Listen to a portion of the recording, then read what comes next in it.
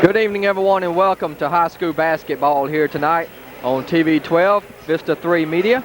Glad to be bringing you local high school basketball. Don Brooks along with Adam Gore as we get set for the North Half Championship round starting tonight with the Oxford Chargers taking on Yazoo City in the first game, and then in our nightcap it will be Jackson Lanier taking on the host school Lafayette County. Excited to be here. We're glad all of you could join us for this matchup tonight. The winners of these games will advance on to the championship game, which will be held tomorrow at 3:30. The losers will play a consolation game, and the winner of that one will advance on to Jackson for the overall state tournament as the number 3 seed. Last year, Oxford held the tournament in Oxford, and they won the first round game of that tournament against Noxubee County. They came back, lost in the championship game to Jackson Lanier, who we'll see a little bit later tonight as well, and went in as a number 2 seed before heading down to Jackson and winning 3 straight to bring home a 4A state championship. Coach Tyler now in his 5th year at the helm for the Chargers. He's 143-32, his overall record, and of course including a ring last year.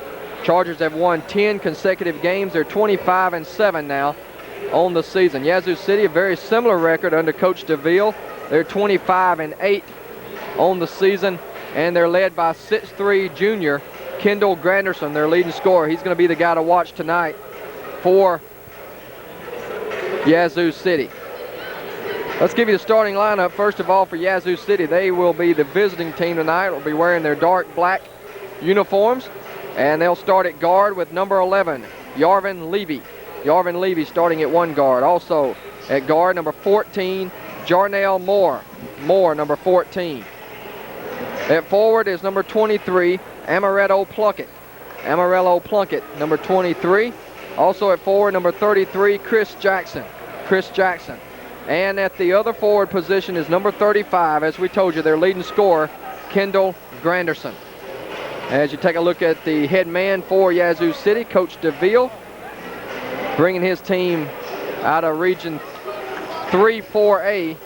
They won the championship. They knocked off Jim Hill in their Tuesday night play-in game to get to this tournament here at Lafayette County. Starting tonight for the Oxford Chargers will be a senior, 5'10" guard, number 3, averaging 7.8 points per game, Anthony Coran, who had a tremendous effort Tuesday night, led the team. He was our player of the game with 23 points. Also at guard, a 6'4" junior, averaging 13.7 points per game, 9 assists, number 4, Vince Camper. Camper at guard. Also at guard, a 5'10" senior, averaging 10 points per game, 3 assists, number 15, Rico McThune. Also at forward, a 5'11" senior, averaging 8 points per outing, number 22, Chris Barber. Chris Barber at forward. And also at forward, a 6'7" senior, averaging 21.8 points per game and 10 rebounds, number 33, Andrew Westmoreland.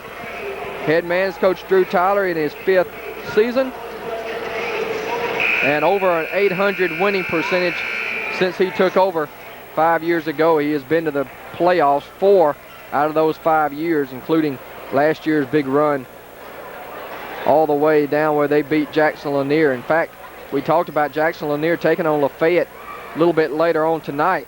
That was the team that eliminated Lafayette last year in the play-in game on the Tuesday before the North Half, and then Oxford played them in the North Half Championship, lost that game on their home floor, but later went down to Jackson and defeated the Bulldogs for the 4A state championship. We're moments away from getting this one underway. We'll take a quick break and come back here with some more from Lafayette High School in the 4A state champion, North Half state championship. Back in a moment. Welcome back, everyone, to Lafayette County High School as the Chargers starting lineup being announced here tonight. We expect an overflowing crowd here tonight at Lafayette County High School as we get set for what should be an excellent night of basketball. You're going to see some of the best players in the state of Mississippi here tonight between these 4 teams. We'll be here again tomorrow as well We'll have those games on for you Thursday night at 8 o'clock. And hopefully it'll be a Lafayette-Oxford matchup in the championship. We'll have one game. Otherwise, we'll have them both for you. Coming here from LHS tomorrow afternoon. If you're watching this game on Saturday morning, we want to encourage you all to come out and enjoy some great basketball here locally in the Oxford area out at Lafayette County Gym. As consolation game tomorrow, will be a lot riding on that. The loser goes home. The winner advances on as the number 3 seed in the tournament. Would take on the number 2 team out of the South. Of course, the loser of the championship game will be number 2, and the winner, of course, number 1 seed. They'll get a bye in the first round and will automatically be in the semifinals and will not play for a long time. They'll be off actually all the way until March the 7th before the number 1 seed will tip it off. Granderson will jump it up here against Westmoreland. Westmoreland with a 4-inch height advantage.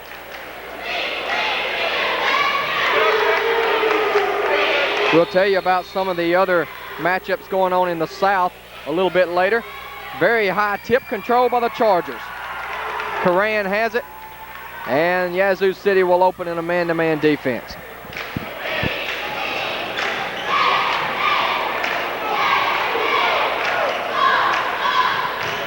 Barber comes to get it out between the circles, tries to drive on Granderson and travels, and that gives it back to Yazoo.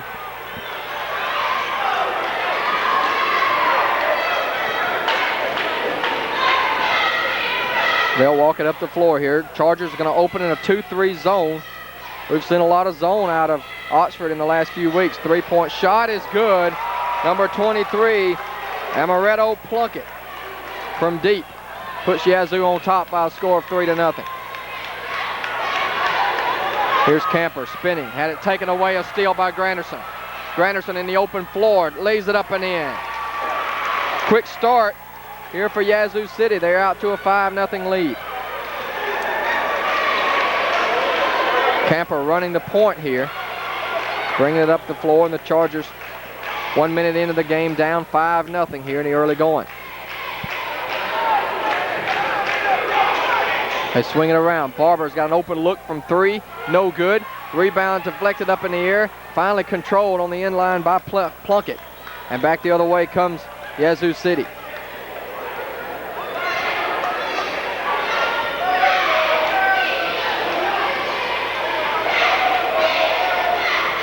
In the middle to Granderson. Back out to Plunkett. He'll fire again from deep. That one's an air ball. No good. And a whistle and a foul is called away from the basketball. Oh, actually, it's the 32nd timeout taken by the Chargers. So Chargers take a quick 30-second out into this basketball game as you take a look at the huddle across the way with Coach Tyler. Charger and Commodore basketball this season being brought to you by Grisani Rebel Motors on West Jackson Avenue. For all your Chevy and Geo dealers, that's Grisani Rebel Motors. Also Johnson's Discount Furniture, locations in Oxford and Water Valley. By Candlelight and Gifts in the Heritage Center. Also Huddle House on West Jackson Avenue. And Dr. Tripp Henderson with Henderson Chiropractic and Sports Rehab. And Belt Ford and Oxford Toyota on Highway 6 West here in Oxford. Glad to be bringing you local basketball here on Channel 12. This is Coran. Ball deflected out of bounds. Last touched by Yazoo City. We told you these two teams met last year in first round of the playoffs, so they're somewhat familiar with each other. Granderson had a huge game in that one, but the Chargers came out victorious. Coran double teamed, had it taken away. Knocked away and stolen right back though. And Coran finally corrals it. Coach DeVille wanting a walk. Long three-pointer, no good for Westmoreland. Rebound comes down to Yazoo City.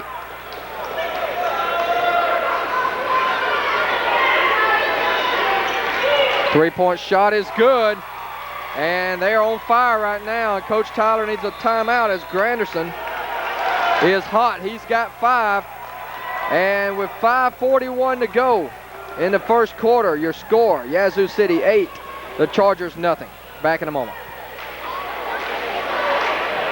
Yazoo City. It'll still be Charger basketball. Chargers in the gold tonight, trimmed in blue.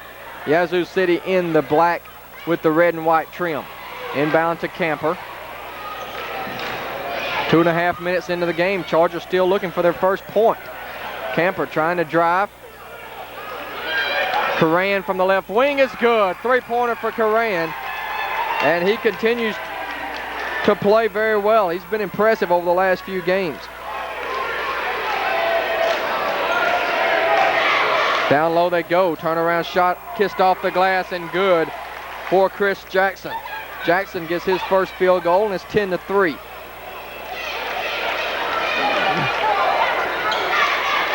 McThune leaves it out top to Coran. Camper with penetration. Shot is waved off. There was a foul before the shot against the Indians, and it'll be called on number 11, Yarvin Levy. Levy picks up his first, and that's the first team foul called against the Indians.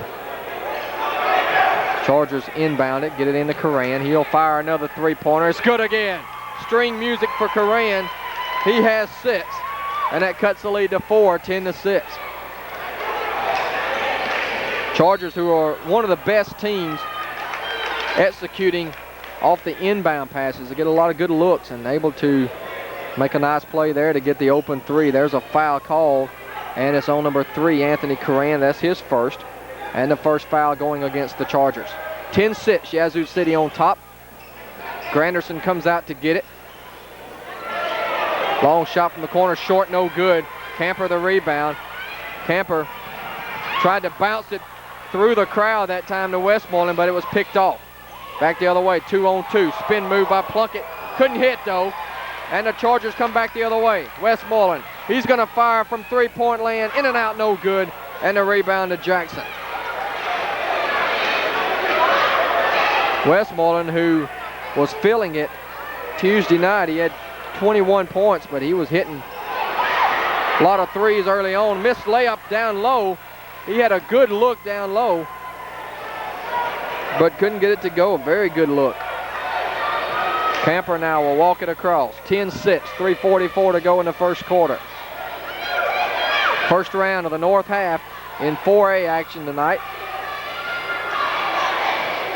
Got to win 1 out of 2 this weekend to advance on down to Jackson. Chargers trying to go back door, and they whistle Westmoreland for shuffling his feet. So a turnover gives it back to the Indians. Checking in number 15 now, Brian Morgan.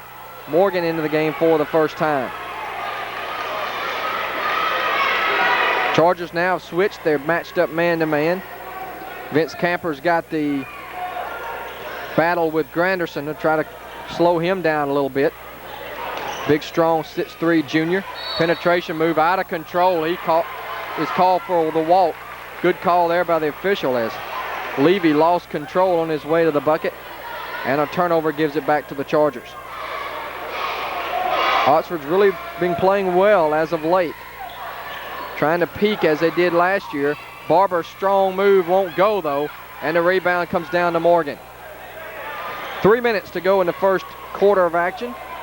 10-6, and now the Indians will slow it down as they'll walk it up the floor.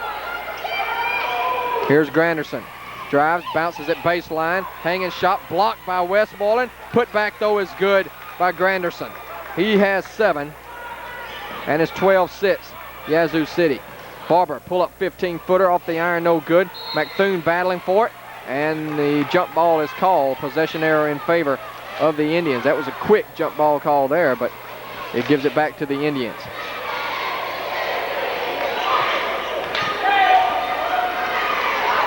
Up the floor here comes Plunkett. Plunkett has it on the wing. Gives it off to Granderson.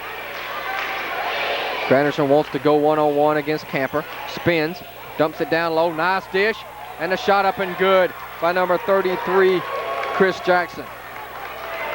Jackson got down low, his second bucket of the night, and it's a 14-6 lead now for the Indians.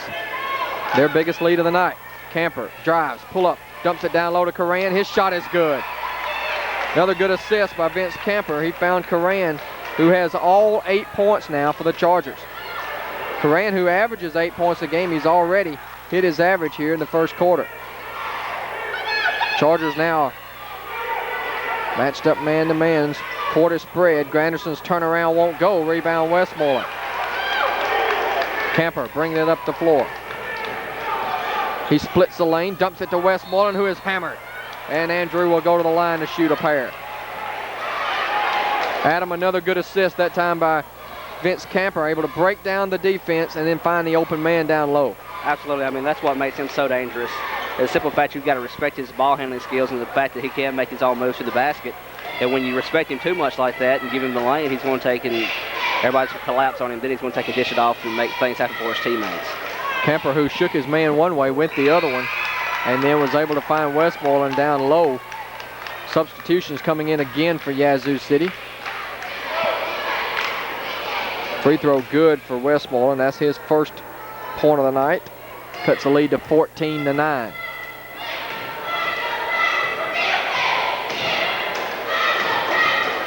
Second free throw is good. He hit them both.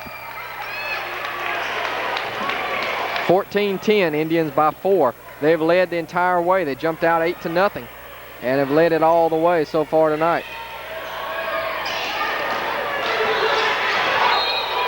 Double dribble called here against Jarnell Moore. And a good defense that time by Coran, who forced the turnover. And it'll go right back to the Chargers. Down 4, they'll bring it up. Minute 20 to go here in the first quarter of action.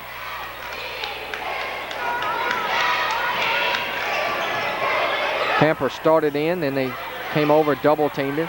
He'll drive, finds Westmoreland for 3. No, that's short. Rebound, though, comes back to Westmoreland. Good job of following his shot that time. Ball knocked away from McThune. Coran's going to fire. He's got it from downtown. Anthony Coran is on fire. He's hit 3 three-point baskets and has 11 points in the game. Coran, a senior who has really stepped up the level of play, and he picks the pocket there.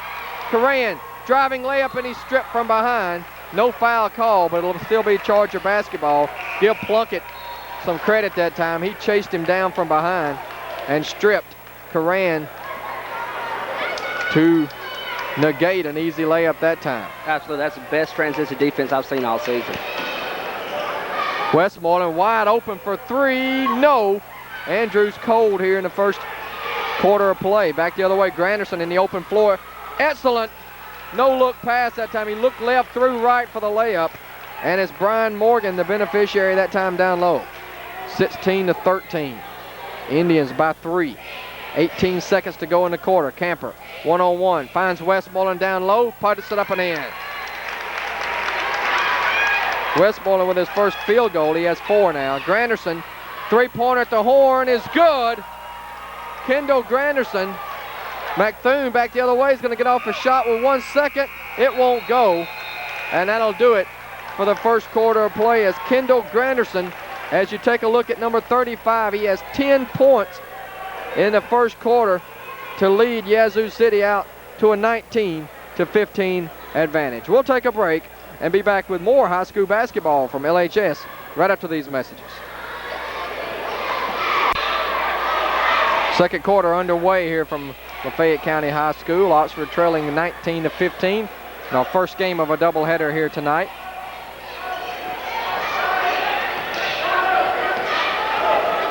Granderson, the leading scorer for Yazoo City, 10 points in the first quarter. Coran had 11 to lead the Chargers. Here's Camper. Quick turnaround, good. Nice shot by Vince Camper.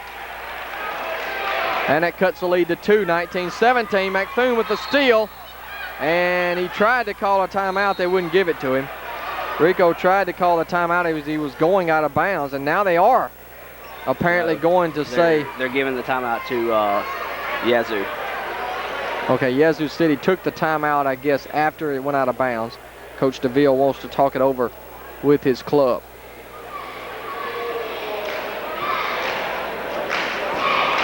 Once again, let us tell you about some of our sponsors for tonight.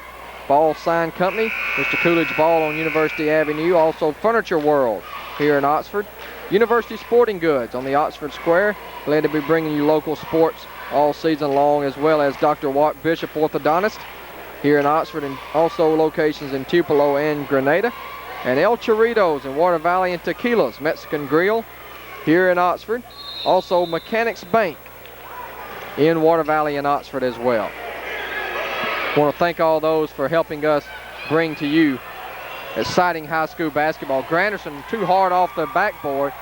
Chargers back the other way in transition. Pull-up jumper won't go. Rebound Camper. His putback won't go. Follows again, no good. And finally the rebound to the Indians. Granderson in the open floor. Takes it strong, lays it up with the left hand and scores. Granderson with a wide array of moves. That time able to switch it to the left hand and lay it in for his 12th point of the night. 21-17. Camper trying to drive. Barber's got a wide open three. Off the iron, no good. Rebound Granderson. You can't get any more wide open than that, but Barber not able to get that one to fall. In the middle of Granderson, there's a behind the back pass out of bounds, and I think we might have a charging foul called on Yazoo City, and we do. The foul is on number 15, Brian Morgan. That'll be his first. Third foul against the Indians. Full court press here. Westmoreland and Camper now, 2-on-2 game. Tries to drive on Granderson. Contact is made. Oh, that was weak. That is a terrible call right there. If that's, he bumped him a little bit as he spun, but nowhere near a charging foul there. That's absolutely terrible. You know, we don't argue with officials very much, but that was a terrible call. First foul on Westmoreland. Granderson comes to get it. He's going to fire a three over Camper. No, won't go. Long rebound, though, comes down in the hands of Kevin Williams, who has checked in. They'll reset the offense.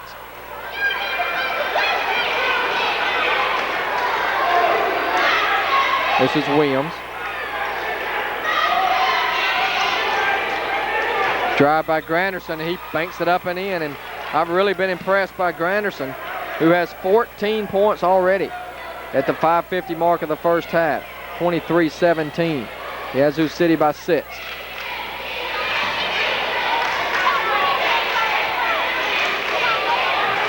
Chargers working the offense, and the ball stripped away from Camper and into the hands of Granderson. Coach DeVille telling his squad to slow it down just a little bit. Up by 6 here with 5:24 to go. Down low, turnaround jumper's good. Number 33, Chris Jackson. Yazoo City really executing their half-court offense and shooting the ball tremendously here in the first half. McThune from deep. That's off the back iron, no good. Rebound went off the shoulder of Westmoreland. Camper picks up the loose ball, finds Coran for the 10-footer in the bucket.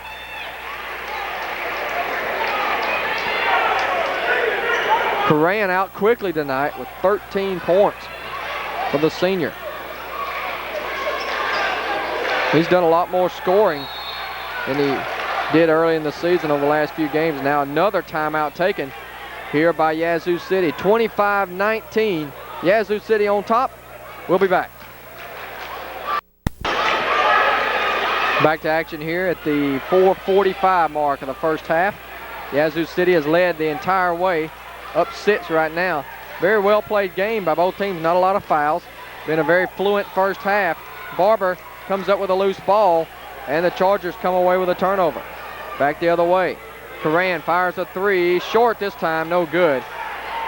Long pass up the floor for Granderson. Granderson traveled all over the place, and finally the official saw it and blew the whistle, and that'll give it back to the Chargers.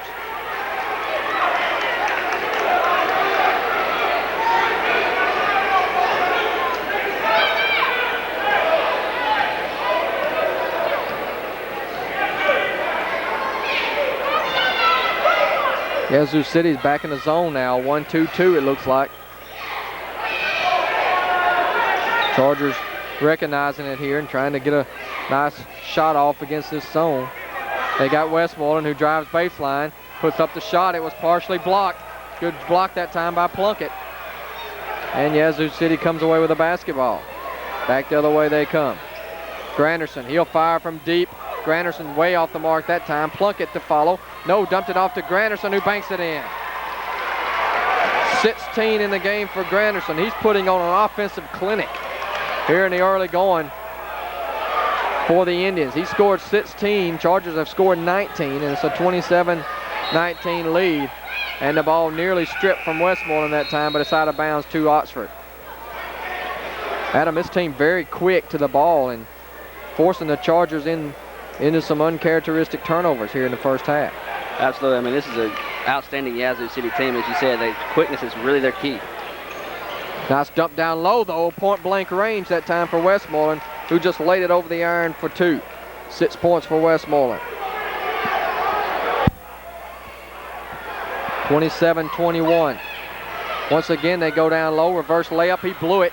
Rebound to Gibb. Good job of Gibb that time on the boards to yank it away. McThune will let the traffic clear. Finds Coran in the corner. Wide open down low is Gibb. Good pump fake. Shot up and good. Good job by Bo Gibb to let the play develop that time, not rush it. And he was able to let the traffic clear. Gave a good pump fake and got the bucket, his first of the night. Cuts the lead to 4. Now Gibb is guarding Granderson. Big challenge there for Bo. Nice head fake there. Nice drive to the bucket. And a beautiful play that time by Brian Morgan, his second bucket. 29-23. Westmoreland, he's going to fire from downtown. And he bangs it home from the left side. Westmoreland with his first 3. 9 points on the night. And it's 29-26. Morgan thought about the 3. Decided against it. In the middle, Granderson, turnaround jumper, rimmed out, no good. And Westmoreland with the clear. Camper wants to push it up in a hurry. Camper, nice dish off to Gibb, but he couldn't get it to go. And a rebound to Granderson, and Granderson was hit. And he is shaken up, and he has to take a 30-second timeout with 1:40 to go here in the first half. Yazoo City 29, Oxford 26. 30-second timeout on the floor.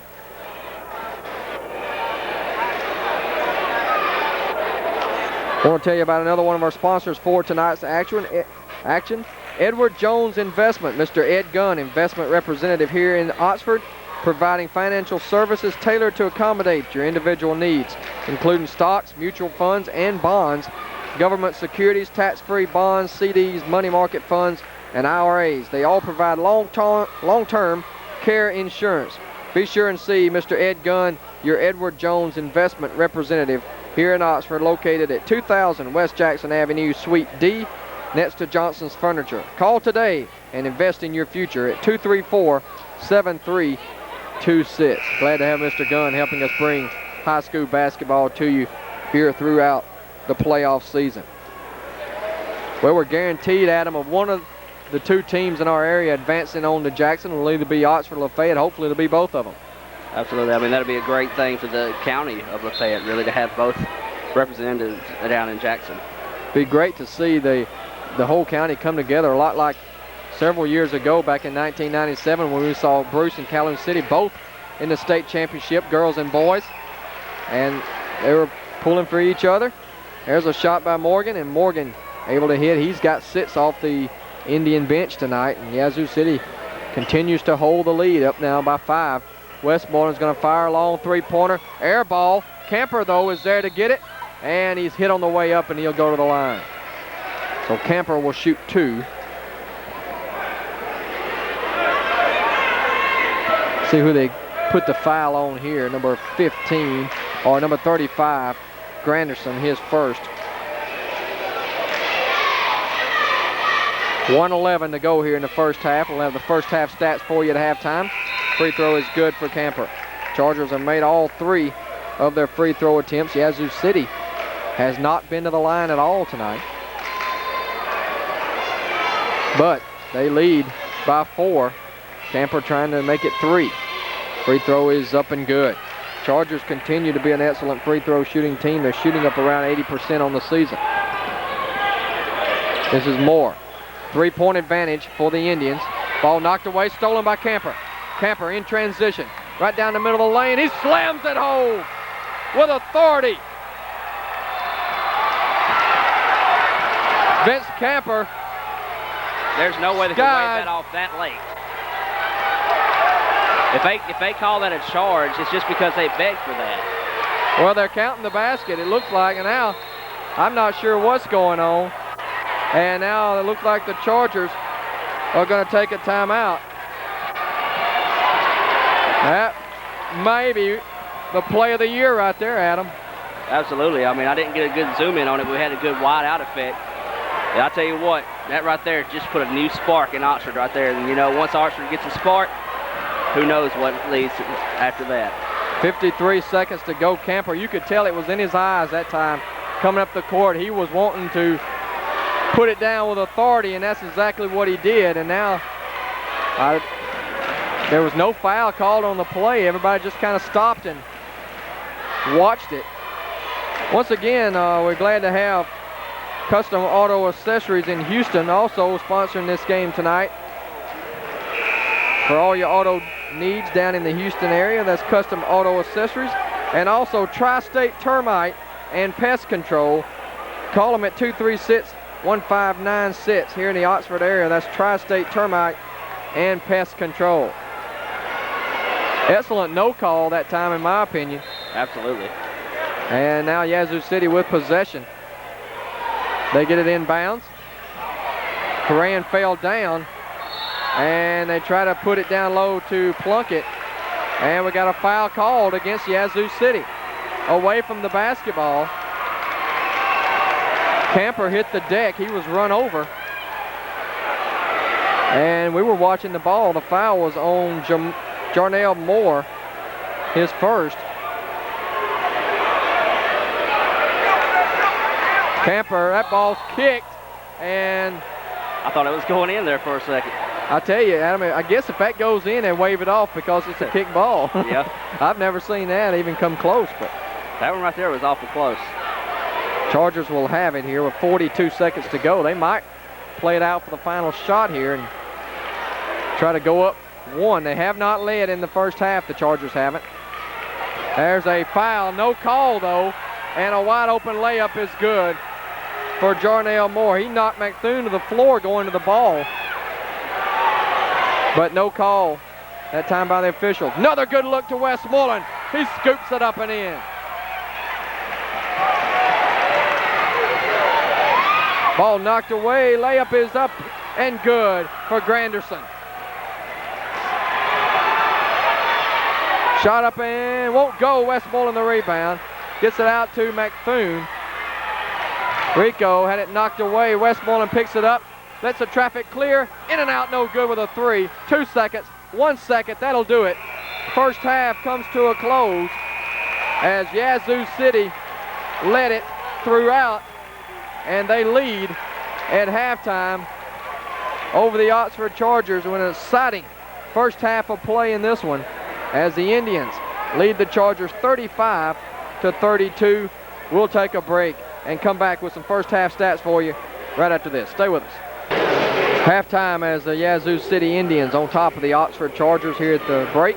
35-32 is the score, as the Chargers did not lead at all in the first half of play. As you take a look at a packed house here tonight, standing room only at this point here at Lafayette County High School, and it's good to have an excited crowd here tonight. A lot of people you haven't seen all year long coming out to watch some exciting basketball here tonight, and we want to encourage them to do so again tomorrow, or if you're watching this Saturday morning later on today. Two big matchups as well in the Oxford area here at Lafayette County High School. Let's take a look at the first half stats for you. First of all, for the Yazoo City Indians, Kendall Granderson, he was all that he was advertised to be. 18 points in the first half to lead all scorers. 6 points for Brian Morgan on 3 buckets off the bench.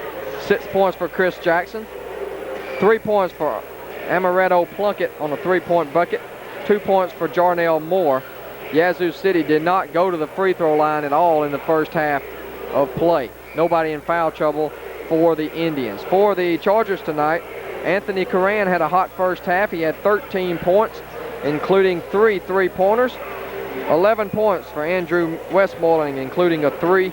Vince Camper excellent first half distributing the ball. He also scored 6 points as well.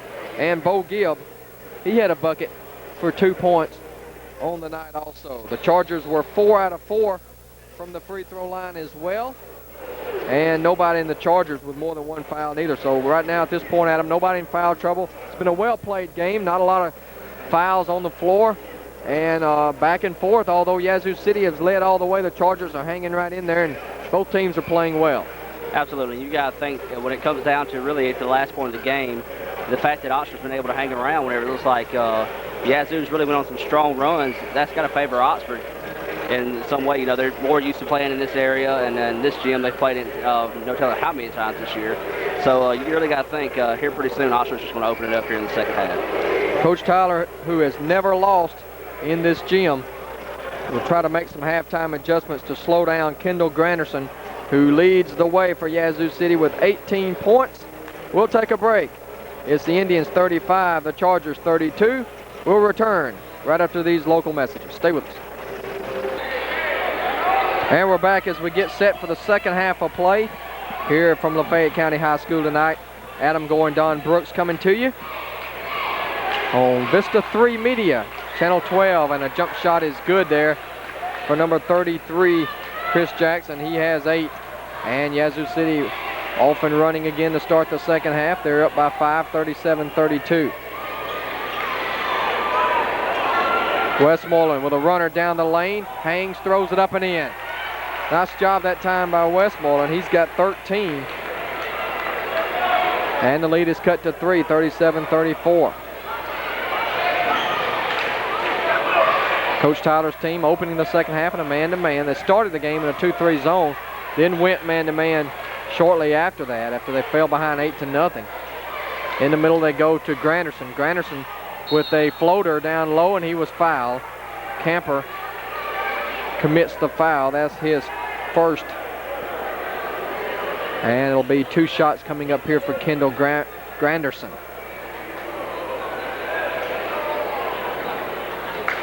Quite an assignment tonight for Vince to have to battle with Granderson. He's a big, strong 6'3" guy who can handle the ball, and he missed the free throw there. That was the first attempt of the night for Yazoo City.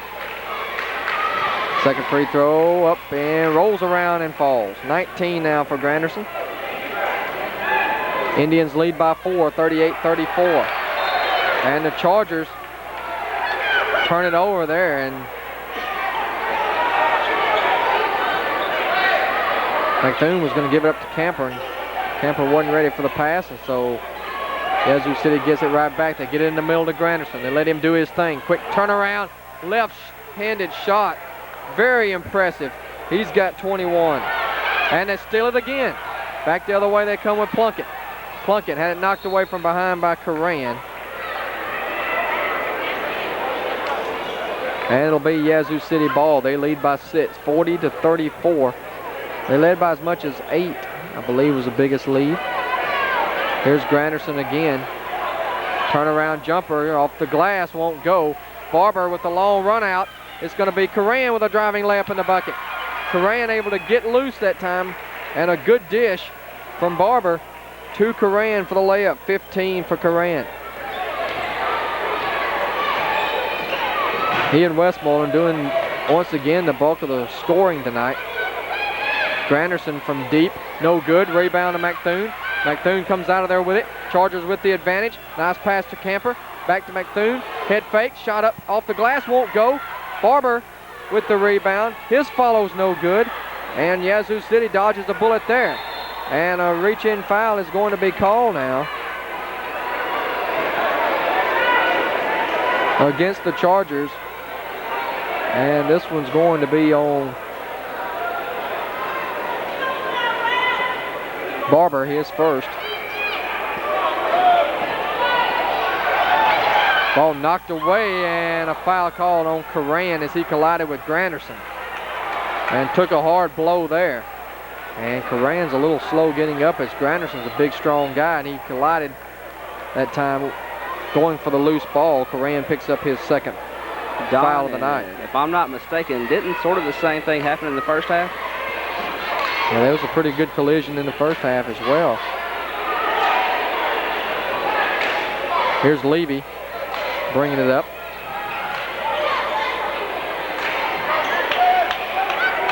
Four-point lead. They want Granderson to go one-on-one. He gives a nice pass. Ball lost on the way up. Westmoreland, long pass up the floor to McThune. McThune is grabbed, counts the basket, and he'll go to the foul. Go to the free throw line to shoot one. And that almost could have been called an intentional foul. He just grabbed McThune from behind. Well, actually, it should have been because he made the attempt to pull him down on the shot. And to me, the definition alone or the name alone really should have explained that one enough. McThune, who's one of the better players at maneuvering among the trees and getting the shot off somehow. And that time he was able to finish, and now a chance for the three-point play. It's up and good. And the Chargers 5 out of 5 from the line. McThune with his first bucket of the night. He has 3. 40-39. Chargers have cut it to 1. Morgan, one-on-one move, dumped it off. It was knocked away and stolen by Coran. Back the other way, and Westmoreland drives baseline. Westmoreland with a hanger. It's off the iron, no good. McThune picks it up. He's fouled, and McThune will shoot a pair. And Don let the big man for Yazoo City come down funny on his ankle that time. 2 shots here for McThune, and you're exactly right. You take a look at Chris Jackson, who is shaken up. And so they'll attend to Jackson here with 5:21 to go in the third quarter. And now he's up on his feet. So we'll keep it here, and Jackson will limp to the bench. This is a chance for the Chargers to take their first lead of the night now, as McThune can give the Chargers a lead if he can make both free throws.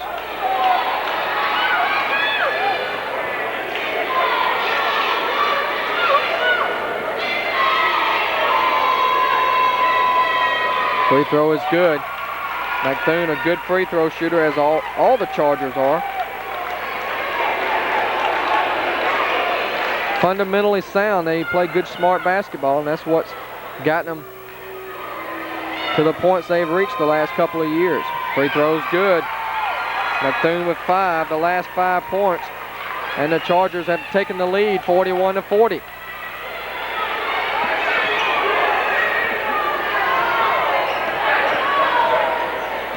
Levy now will slow it down. Yazoo City's wanting to play more of a half-court game. Oxford would like to get out and run, and a charging foul is called. Camper again had position, took the charge on Levy, and that's number 3 on Yarvin Levy. Both coaches have come out of their jackets tonight, as this looks to be one of those that may come down to the wire. 5 minutes to go in the third quarter. Chargers up 41-40, their first lead of the night.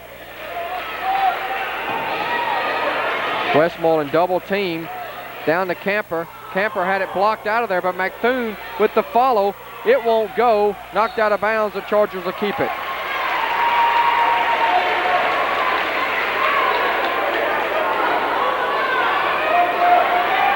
Excellent rejection that time down low by Plunkett as Camper tried to go reverse, but Plunkett was there to swat it away. Here's Coran, who was red hot in the first quarter. Chargers now will work the offense against the man-to-man defense of Yazoo City.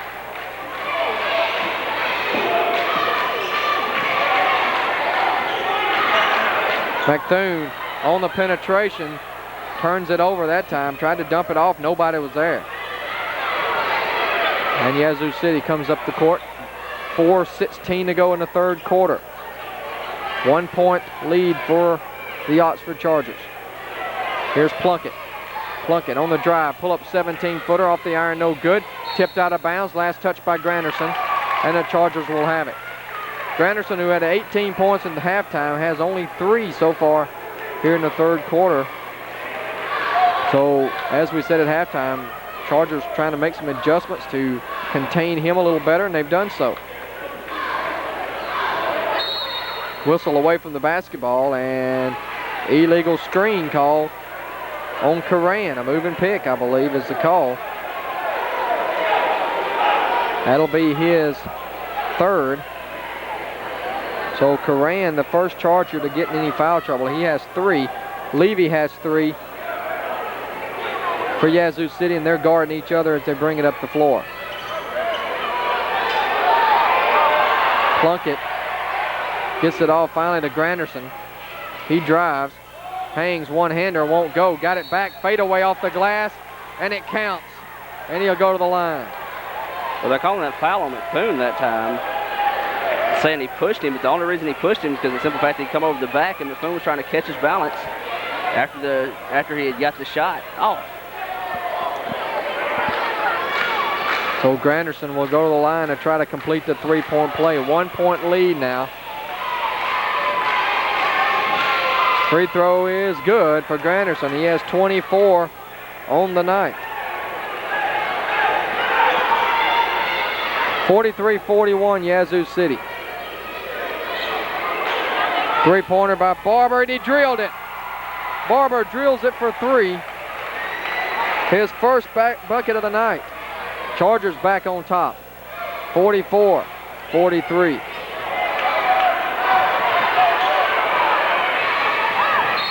Granderson on the drive, and Camper is going to be whistled for the reach in.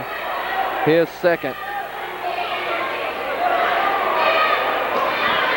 6th team foul against the Chargers, so with the next one, Yazoo City will shoot some free throws. Inbound to Granderson. He turns and fires over top of Camper, no good. Rebound to Westmoreland. Back the other way, Camper pulls up from 15, and it won't go. Rebound loose, comes down to the Indians.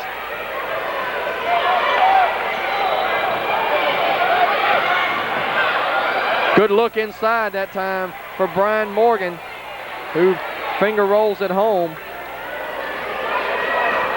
And it's 45-44 as Yazoo City seesaws back in the lead. Westmoreland spins baseline, forces up a shot, and it won't go. Offensive rebound by McThune. He can't finish.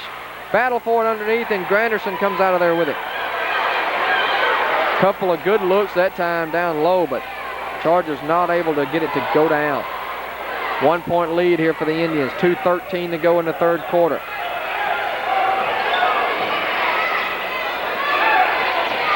Down low to Morgan. Morgan, quick turnaround shot over McThune, won't go. Rebound put up, no good, but a foul. And Granderson able to find a way to get the offensive rebound down there at time on the offside. Go back up in traffic and draw the contact. He'll step up to the line for 2 more.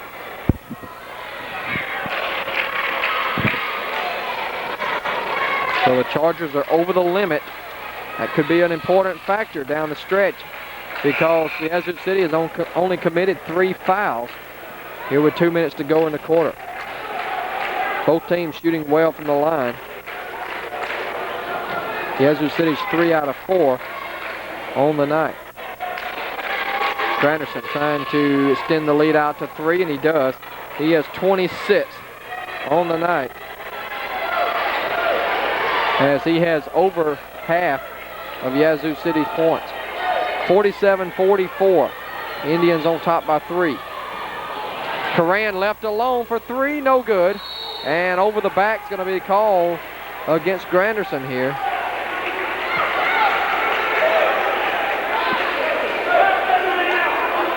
Granderson picks up his second. Down low to Camper. And again, the Chargers execute beautifully off the inbound pass for 2. That last foul was actually on Chris Jackson instead of Granderson, so a break that time for Yazoo City. They're going to just, looks like they're going to play it out for the final shot here with 1:22 to go. Or at least they're slowing it down. Looks like they may be a little winded, Adam.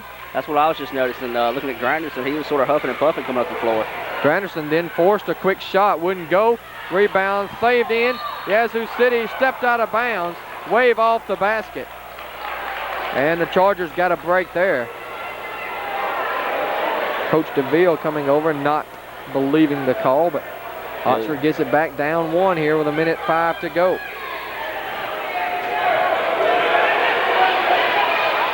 Barber wide open for 3, no, short. Rebound Westmoreland, crashing the board, sticks it up and in. 15 now for Westmoreland. And another injury here.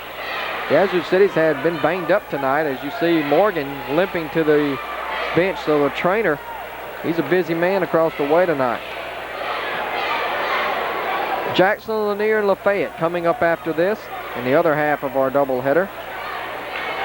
Exciting high school basketball. It really doesn't get much better than 4A. 4A basketball now is almost, in my opinion, more exciting than 5A. And you got the teams like Jackson Lanier, Provine, some of the top programs, Oxford and Lafayette, some of the top programs in the state playing in 4A. Also down south, you got Picayune, as you see a walk that time against Yazoo City. One of the best players in the state playing in the South tournament tonight, and the 6'10 junior, Jackie Butler of Macomb. Hopefully we might get a chance to see him before it's all over. Oxford now will play out the final shot with 26 seconds to go. Tried an alley-oop, and Camper came down on the end line out of bounds. That was not a good pass. And they tried to hit Camper for the backdoor alley-oop.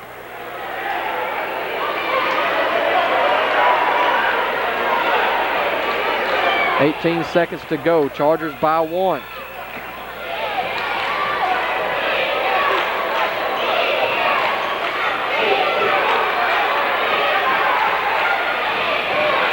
Granderson comes to get it. NBA 3. It's no good. Camper the rebound. Long shot will end the third quarter of play. And we've got an exciting fourth quarter coming up here from Lafayette County High School as a crowd for both teams giving their respective teams an applause as we head to the fourth quarter with the score. Oxford 48, Yazoo City 47. We'll be back. This has been a good one. Yazoo City, 26 points for Kendall Granderson. He's been the big man on campus tonight for the Indians, leading the way, but the Chargers, a good balanced attack, have a 1-point lead. Westmoreland from deep, and he buries it. Andrew Westmoreland, he's the Mike Dunleavy, Adam, for the Oxford Chargers. He can do it all. And the Indians turn it over. Kind of reminds you a little bit of Dunleavy. Absolutely, and that time you see the frustration factor starting to set in with Yazoo City also, along with the fatigue, because they're starting to argue every call the official makes. No, Andrew, I think he's a big North Carolina fan here. No, he'll love to be compared to a Dookie, as a foul that time on the drive as Camper was hit. And it'll be on the floor, the 5th team foul against Yazoo City. And the foul is on number 30, that's Kevin Williams, his first.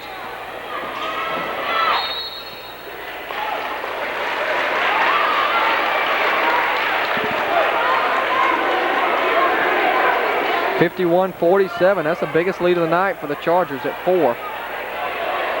They'll inbound, chance to extend it out even further here. Throw it way in the backcourt to Camper, who will set up the offense. Early moments of the fourth quarter of play. Good give and go, pick and roll that time. And Westmoreland is fouled.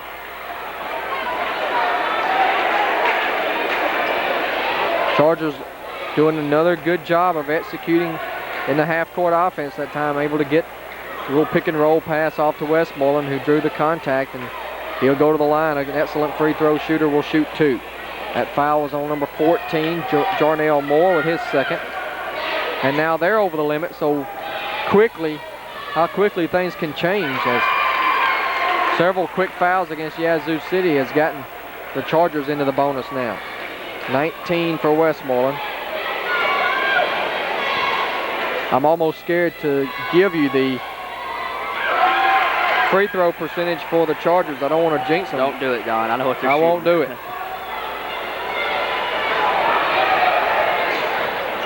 53-47. Granderson comes to get it in the middle. Granderson in the lane, had it knocked away. Got it back though, fires from deep, and it's way off the mark. He threw up a brick that time. Westmoreland with a beautiful pass to McThune. McThune lost it, and they say stepped out of bounds. There's no way she could call that from the spot she was in. Oh my goodness. That was obviously. McThune was losing it, and he knocked it off of a Yazoo City player, and they say that he was out of bounds when he did it. I have to agree with you, Adam, and the crowd over there. I didn't see that one. Oxford with a 6-point lead, though. Yazoo City. Pressure's on them right now, down by 6, and they're trying to work it. 3-point shot, right wing is good. They left him alone, and number 30 that time, Kevin Williams, hits a 3-point bucket. He was wide open for 3 and cuts the lead back to 3 at 53-50. Now Camper will walk it up. Man-to-man defense for Yazoo City, and nice screen that time by McThune. He got run over like a Mack truck, and the foul is called on number 30. Kevin Williams, his second. That's going to send McThune to the free throw line for a 1-and-1. Yeah, that's what you like to see out of your guards as a coach. You know, you put them up there to set the screens on the big guy, but they're going to come up there, they're going to get ran over. And more often than not, now the officials sort of, I guess you could say, are feeling sorry for them, because I remember playing back in high school and I would get run over and just watch them go on by and score the basket without getting the call. Free throw good. 6 points for McThune, all in the second half. Rico averages 10 tonight, but he does so many things for this club. Makes him a better squad. He's got 7. And the Chargers have opened it back up to 5, 55-50. Long pass knocked away. That's not a good pass when you're down 5 in the fourth quarter. Chargers come up with the steal, and now they'll bring it across. Camper trying to go one-on-one. Barber's open from deep, and it's off the iron, no good. Rebound loose and tied up by Coran. And a jump ball will give possession to Yazoo City.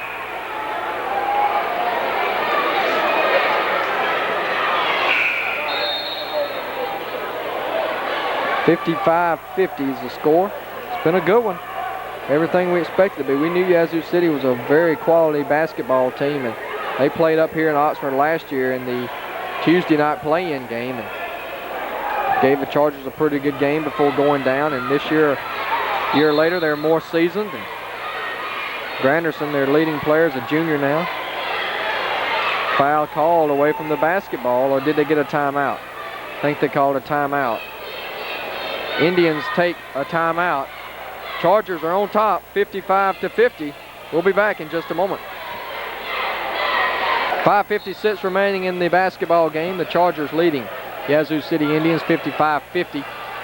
Yazoo with the possession here. Plunkett for 3, got it. Plunkett drills a 3 here to cut the lead to 2. His second of the night. 55-53. Camper will walk it up. Every time the Chargers seem to be getting a leg up on this squad, they come up with a big bucket. They'll cut it to 2. Working the motion offense now. Trying to find an opening. Westmoreland posting up. Camper on the drive. Little floaters up and good. 10 points for Vince Camper. 57-53. 4-point advantage for the Chargers. There's a long shot from the corner. That one's no good. Good box out by Vince.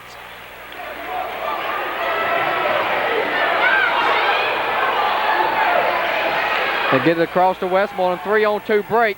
Pull up 13-footer is good.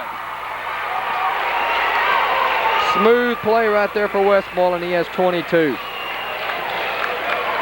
Westmoreland may be the most underrated player in the state. There's an offensive foul. They didn't call it, and he hit a 3. He jumped right into the Charger defender that time, did Granderson. What I don't understand is how in the world he can make a shot that off balance, but he did. He's a prime-time player. Westmoreland tries to answer. Yes! He got it!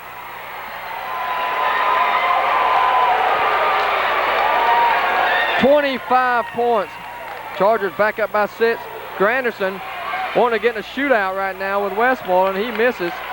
Barber off to McThune, and the Chargers have possession. Westmoreland again from the corner. No, this one wouldn't go. Camper, the rebound, scoops it up, and he draws the foul. If that one had gone down, Adam, it would have been Mount St. Helens across the way. This place would have erupted. Absolutely. You probably would have heard that back at the station if this would have went down. And you know, probably, no telling what, because you know Oxford, they have that champion, that I guess you can say champion's taste in their mouth, when you know you can go for the kill and really take any kind of life that's left out of a team. And that shot right there would have probably done it. Well, now I can say it. That's the first miss of the night. 11 out of 12 from the free throw line of the Chargers.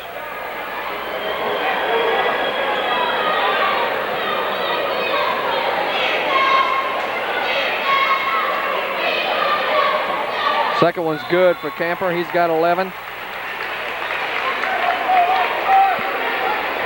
Chargers are putting on an exhibition on how to shoot free throws tonight. They really have done so all season long. It's been, I don't know that I can remember a game where they really shot poorly from the line. At least not in a crucial game that was nip and tuck the entire way. Yazoo would like to get the ball to Granderson in the middle. Instead, Plunkett throws up an air ball.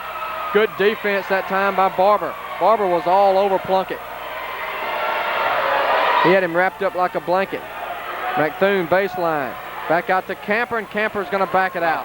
Smart basketball. Begging for the ball. McThune's going to shoot for 3 in the corner, no good. Correa the rebound. Yeah, Westmoreland's feeling it right now, but not getting a good look at this point. 63-56, Chargers by 7. I think that's their biggest lead of the night, if I'm not mistaken. McThune got caught in an awkward position, and he had to take a timeout. Granderson might have got a little too physical that time for McThune's taste. Crowd wanted to see him teed up, but not the case. 3:13 to go in the basketball game. Chargers are in control right now. 63-56. We'll take a break and be back in a moment. 3:13 to go in the ball game. The Oxford Chargers trying to advance to the championship game here tonight, and they can go ahead and book a room in Jackson if they can win tonight. Camper with it out top. Chargers are going to be very patient now. And a hard foul given that time by Brian Morgan. And Yazoo City is right now, they're between a rock and a hard place, Adam, because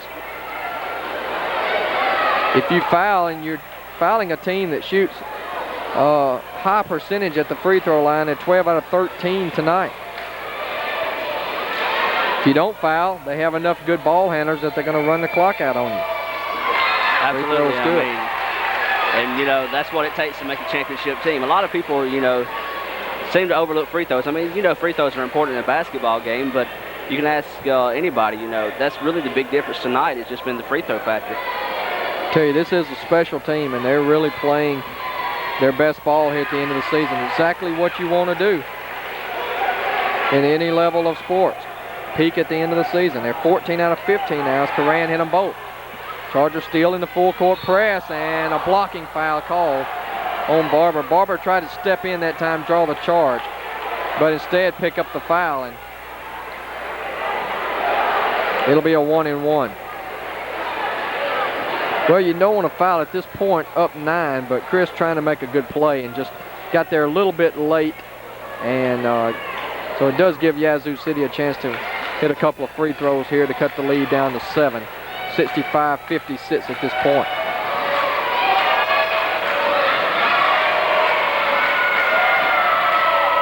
Free throw, no good. Plunkett missed it. Rebound, though, put out for a high arching 3. No. Westmoreland the rebound. And they hammer him.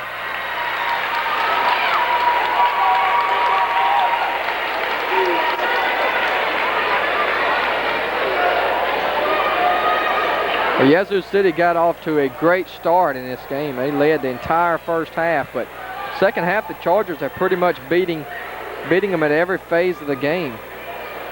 Execution in the half-court offense. They've got some run-out buckets in transition, and the defense has been a whole lot better in containing Granderson, even though he has 29 points. He hasn't lit it up like he did in the first half. Free throw is good. Well, Don, Yazoo City really showed their weak point on this game. The simple fact, whenever Oxford went on a run, they got frustrated. And that frustration factor really just killed them in this ball game tonight. And, you know, even though it's still a 10-point advantage here, but that really is what opened up this ball game. The simple fact that Yazoo City sort of imploded. Granderson's checking out. You think they're throwing in the towel, or just going to try to get him a little breather here? You got to give him a breather. I mean, there's no way you throw in a towel this early into the ball game. Maybe they're going to save him for tomorrow. You never know. I mean, you still have a quick turnaround tomorrow in an afternoon ball game, as Plunkett, with a lean in that time, gets the bucket. 8 points for Plunkett. 67-58. It's going to take a Charger blow up right now for Yazoo City to come back, because they do an excellent job of protecting the basketball. And Coach Tyler has done this tonight with only 6 guys. The only guy off the bench was Bo Gibb. So, where he got to play a lot of people Tuesday night, though, and that really refreshing this team, because the starters had an opportunity to rest a lot in the second half. Camper's free throw is good.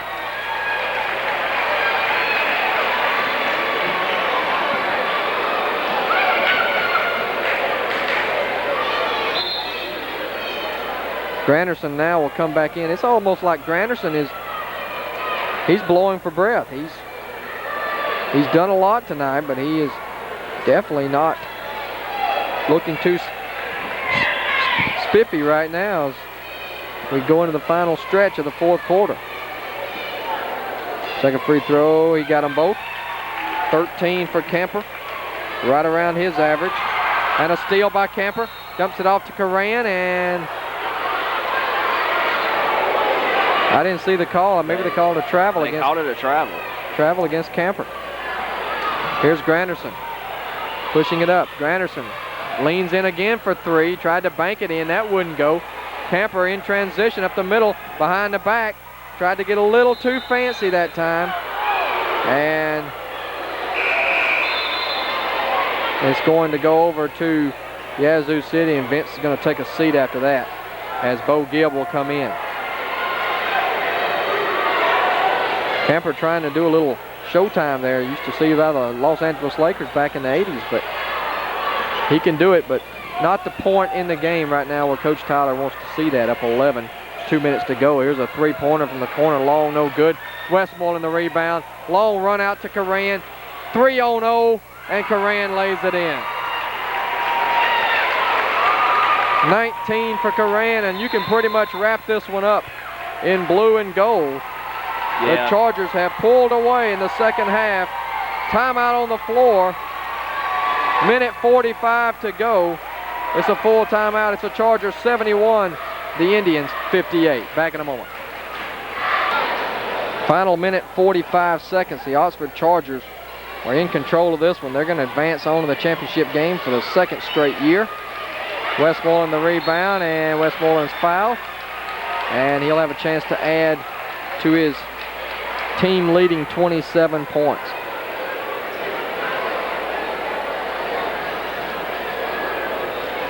And Andrew Westmoreland will be our player of the game tonight. 27 points. He's not done yet. As a senior who averages 22 points per outing. Another tremendous night in all phases of the game tonight for the Oxford Chargers. Free throw is up, and he missed it. First miss of the night for Andrew. 90% shooting. That's getting up there in Larry Bird totals. Second one is good. He hit 1 out of 2. 28 now for Andrew. 19 for 21 on the night. He's got 28 points, 72-58. Three-point shot left wing is short. Rebound comes down to Barber. Barber getting it out of there.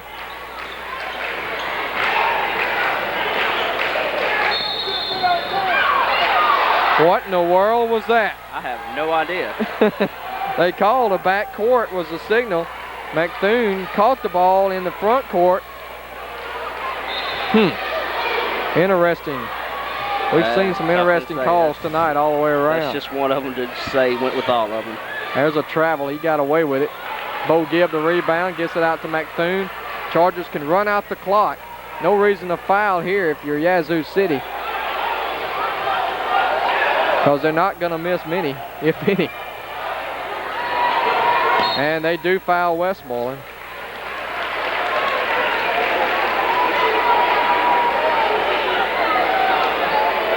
One of the things, Adam, I've never understood, you're down 14 with 53 seconds to go. There's no chance. I mean, no chance you're going to win this game. Absolutely. I mean, just let the clock run out. Save your energy for tomorrow, especially when you got to turn around and play less than 24 hours.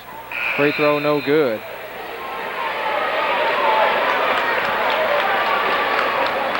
There's Latera Jones, who checked into the game for the first time.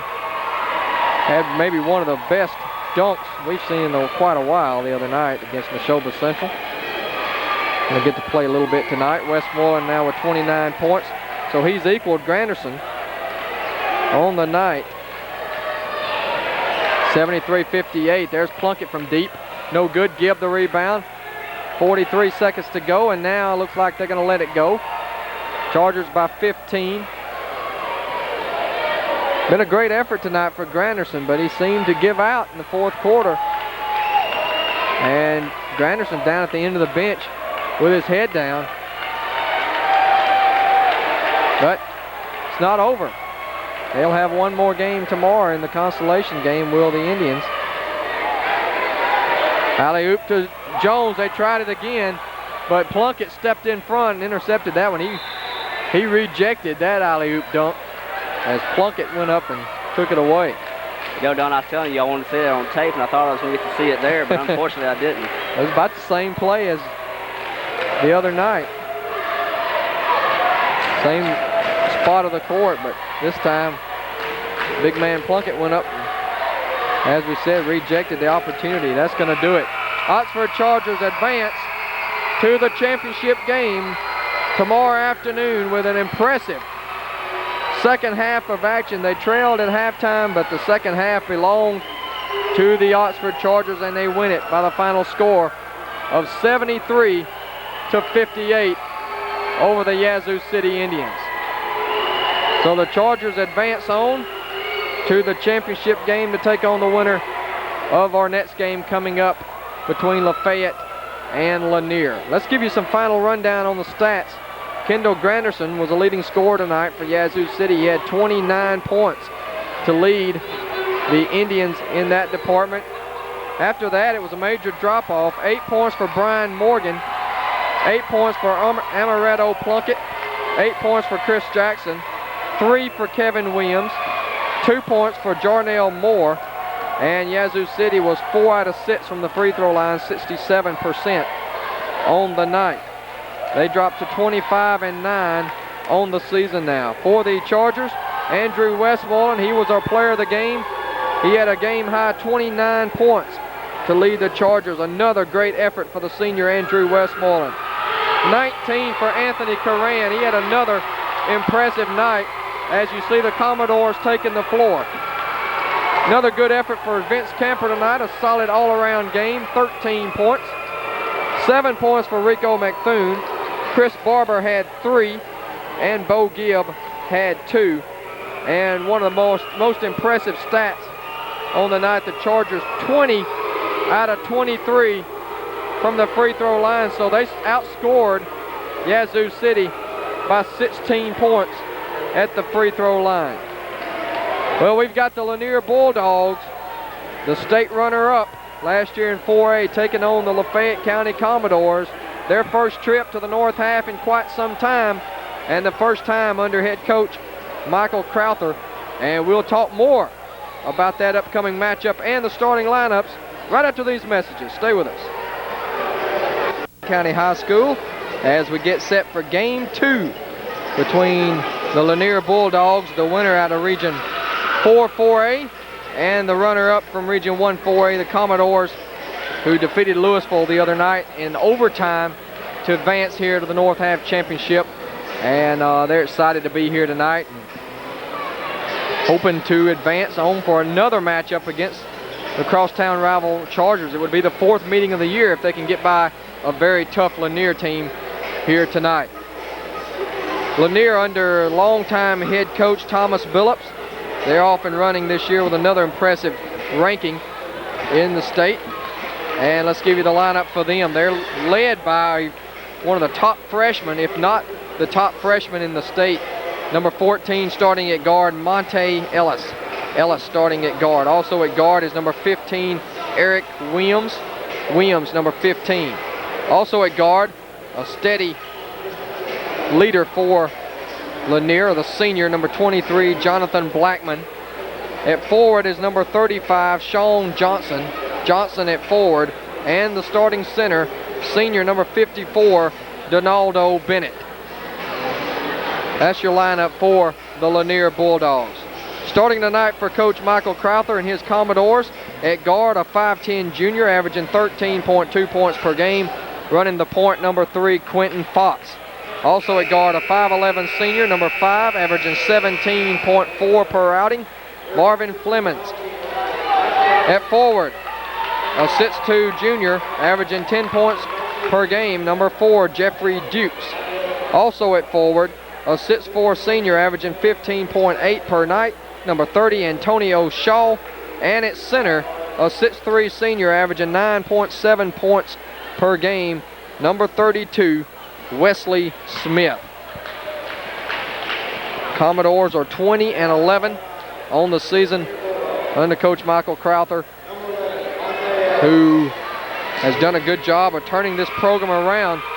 This is the furthest they've gotten. The last couple of years they've got knocked out in the play-in game. Last year it was against Lanier.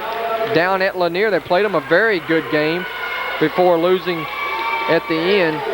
And now tonight, a big challenge for this squad. A lot of seniors on this team, though. They're not a young team, so they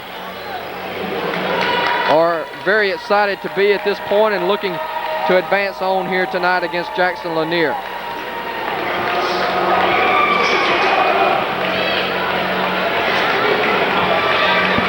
As we see the Commodores about to be introduced down on the floor. And let's take you down to the floor now for the introductions of the Commodores.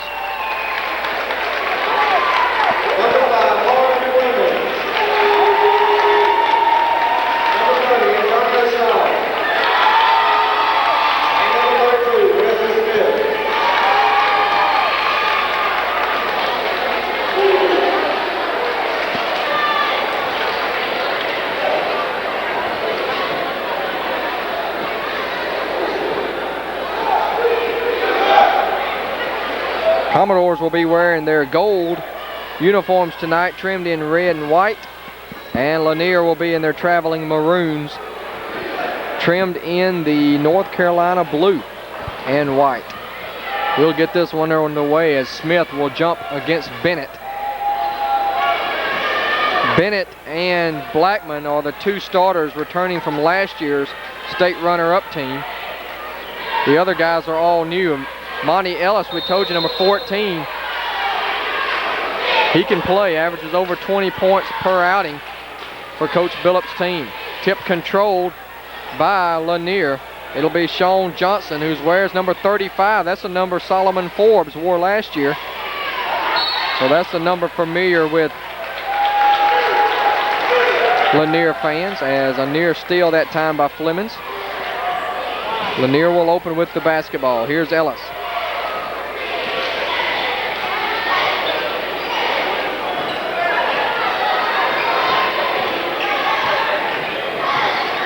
They swing it back out top here to Williams. Williams on the drive. Tried to dump it down low, taken away by Flemings. Good defense on the opening possession for the Commodores. Here's Shaw. Shaw lost it on the way up, got it back, and a foul called against Lanier. And let's see if that's against Bennett. It is. Well, that's exactly what you want to do. Get Bennett in early foul trouble if you're the Commodores, and a quick one on him here in the first minute of action. Quentin Fox out top. Man-to-man defense here for the Bulldogs.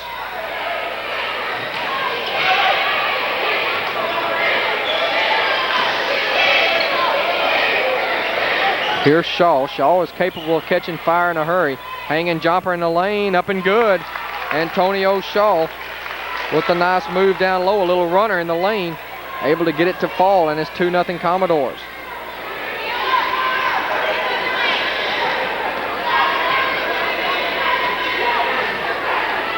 Williams, blocked shot by Dukes. Commodores in transition. Fox driving layup is good. Quentin Fox with the floater down the lane, hits, and it's 4-0 Commodores.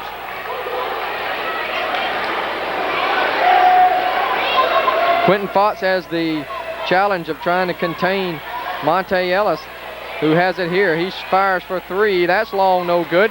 Long rebound comes down into the hands of Quentin Fox. Fox pushing it up the middle for the Commodores. Up 4-0 here in the first 2 minutes of this ball game as we approach the 6-minute mark. Shaw, 14-footer is up, off the mark, no good. Flemings saves it inbounds to Shaw, and they'll reset the offense. Good hustle by Flemings.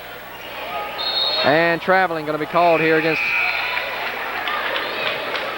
Fox that time as he was trying to back his way in, lost his footing, and turns it over. Brian Jones checking into the basketball game here early, and Eric Williams goes out.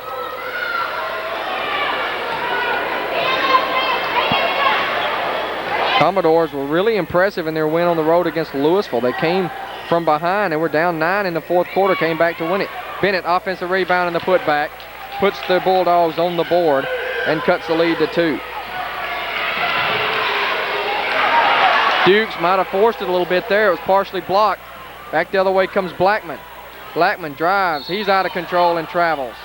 Or are they going to call a foul? Let's see. They are going to call a foul against Lafayette. No question in my mind he walked, but evidently they say he was bumped, and so it will be whistled against the Commodores. And the foul is on Dukes. That's his first. Here's Ellis for three. Can't leave him open. He's missed 2 in a row, though. And the rebound comes down to Wesley Smith. Commodores by 2, 4-2.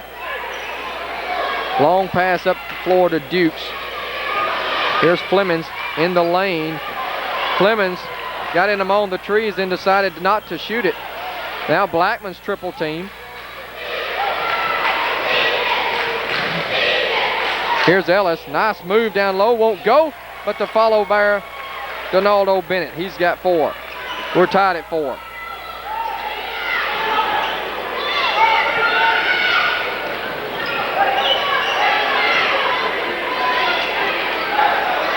.442 left here in the first quarter. Shaw trying to back down the defender that time, and he drew the foul on Sean Johnson. Johnson picks up his first, team's second. Commodores will inbound. Here to Fox. Fox fakes the 3. Back out to Flemings. Nearly lost it, and now it's loose. Still loose on the floor, out of bounds, and they look at each other. They don't know. And if you don't know, call a jump ball. But they do give it to the Commodores. So the Doors will have it. 4-4 is the score. Low scoring first quarter here at the 4:24 mark.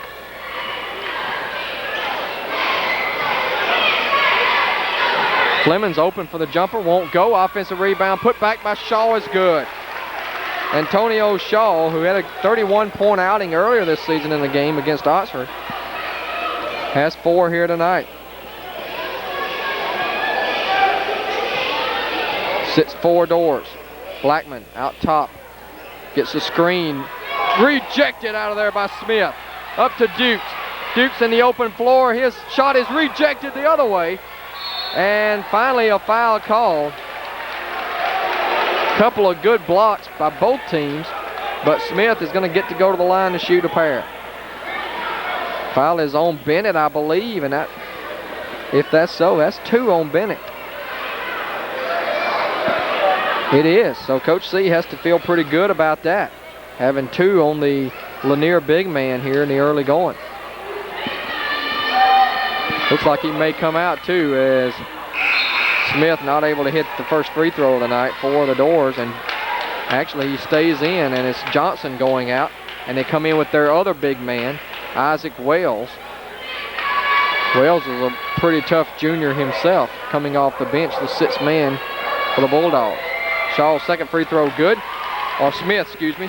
Smith 1 out of 2. And it's 7-4 Commodores. Ball knocked away, good hustle by Smith, and Smith went to the concession stand as he went right out the doors. Good hustle that time by Wesley Smith.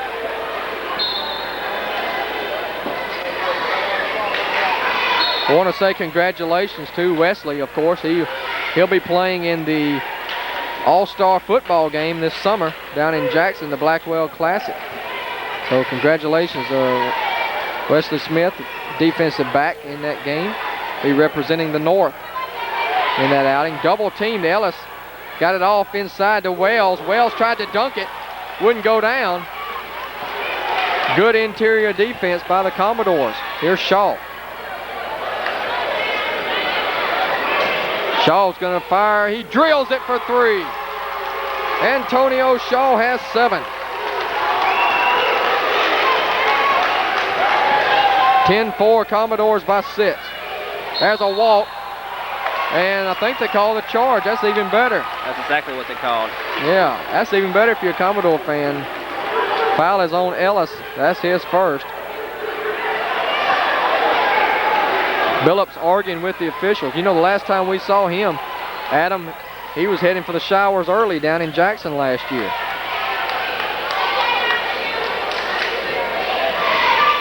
Here's Fox. Good look. Partially blocked, though. Commodores crashed the board. Shot up and good. Reverse layup for Wesley Smith. Smith got a nice look inside off the deflection and went reverse for the basket.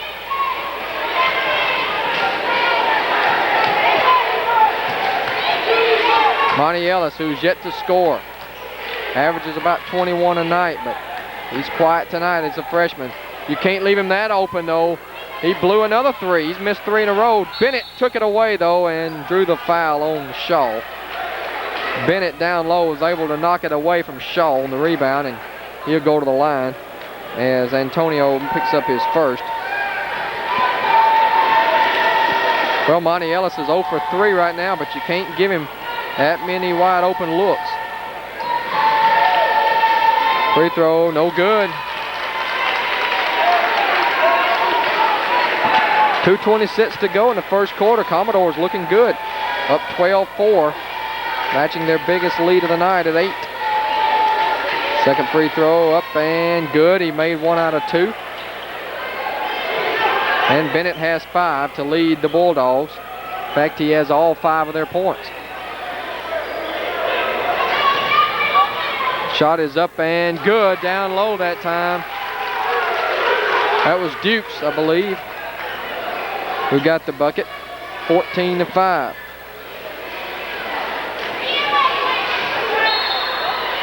And Dukes that time, a little bit too close defense. They call him for a foul right in front of the bench. And that is going to be number 2 on Jeffrey Dukes.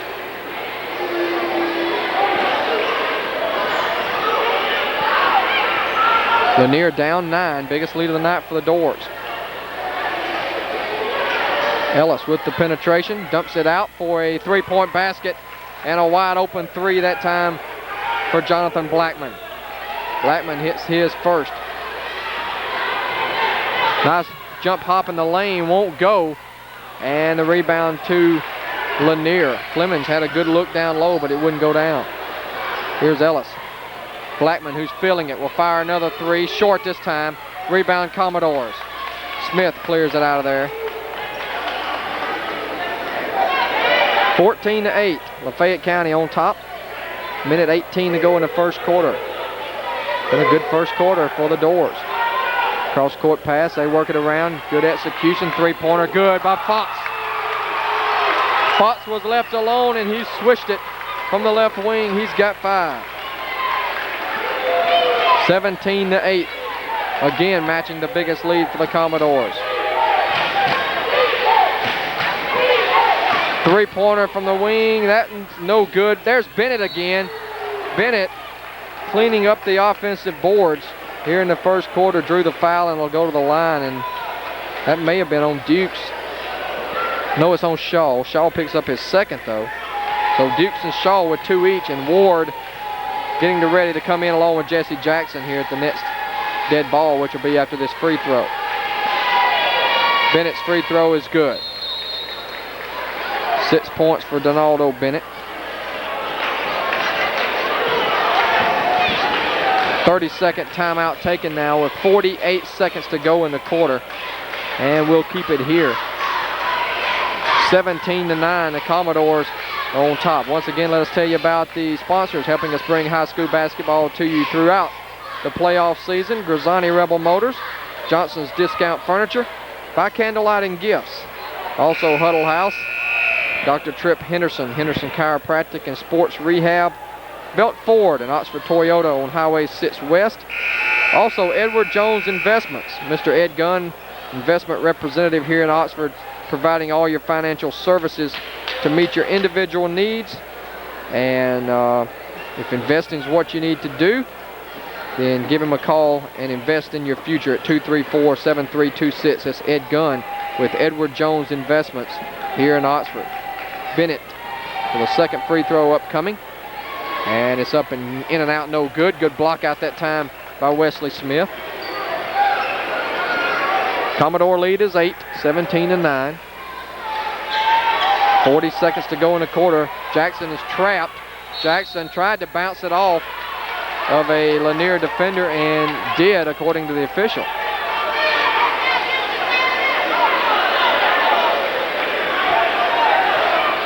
Commodores maintain possession here. They'll take the final shot of the first quarter, I would think. Smart basketball here to work it around, and had a very successful first quarter here. You don't want to give Lanier a chance to get a quick bucket before the quarter ends here. They'll play it down to the final shot. Fox started to drive, now back out. They'll take their time. 10 seconds now. Time to make your move. Jackson, nice dish down low, and a hanging shot won't go. Fox again with a fadeaway, wouldn't go. Ward tried to finish, couldn't do it, and that's going to do it for the first quarter of play, as the Commodores come out impressive here in the first quarter of action, and they lead Jackson Lanier after 17-9, led by 7 points out of Antonio Shaw. We'll take a break and be back right after this.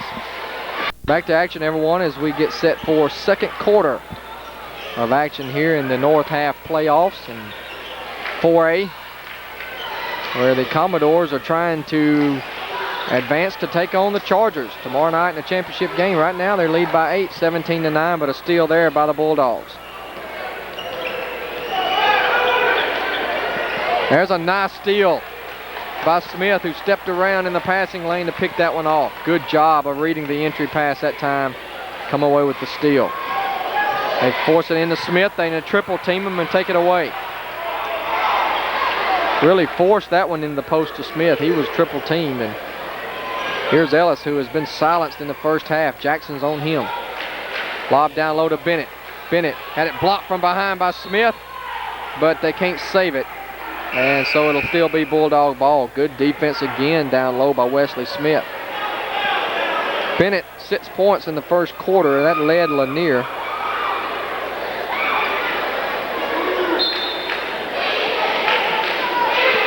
They only had 3 field goals in that first quarter. So the Commodores' defense was excellent. Pull-up 14-footer for Blackman is there. Jonathan Blackman, his second bucket. He's got 5. Long pass up to Shaw. Good move by Shaw. Can't get it to go, though, as it was partially blocked. Back the other way comes Ellis. Ellis in the open floor. Had it knocked away and stolen by Fox. Good job of defense by Fox that time. Reading the pass, stepping in. And then Ellis is reaching in, and he picks up his second. So Monte Ellis now with 2. Bennett has 2. So your top 2 players probably for Lanier in a little bit of foul trouble with 2.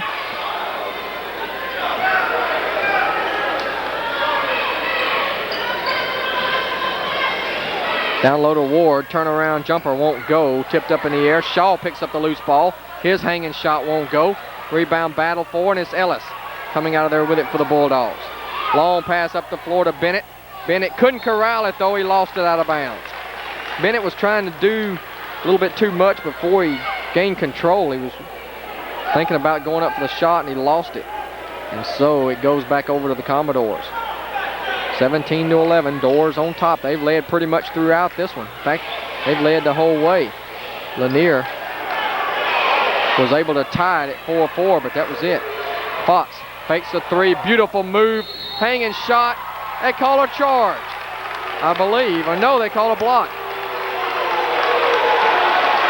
Or now they're changing it. One official called a block, one of them called a charge. That's an absolutely terrible call, Adam. I don't know. It's one of those calls where let the player put too much of a fake on it to get the call, but yet again, it's like he had position. So I don't know. To me, it really like he sort of took the dive that time. Should have been more of a no call. I agree. When he had position, but Fox maneuvered his body around him where he really didn't make that much contact.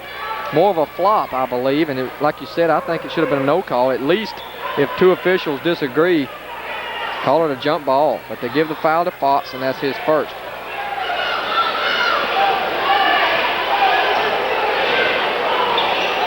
Here's Ellis, who has put up a goose egg so far. He hasn't scored. He forces a 3 here, misses again.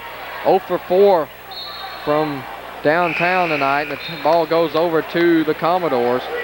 And Dukes returns to the lineup. And Fleming's going to get a breather. You got to think, John, the more he misses, the more he's going to force him. And the more he forces him, the more he's going to miss him. 1-2-2 press now for Jackson Lanier. They're going to try to do some trapping out of this. And Jackson, Jesse Jackson, turns it over right there, an unforced turnover. Just some miscommunication between he and Dukes. 6-point Commodore lead. Ellis with a good pass down low to Bennett, and Bennett goes up for the bucket. 8 points for Donaldo Bennett.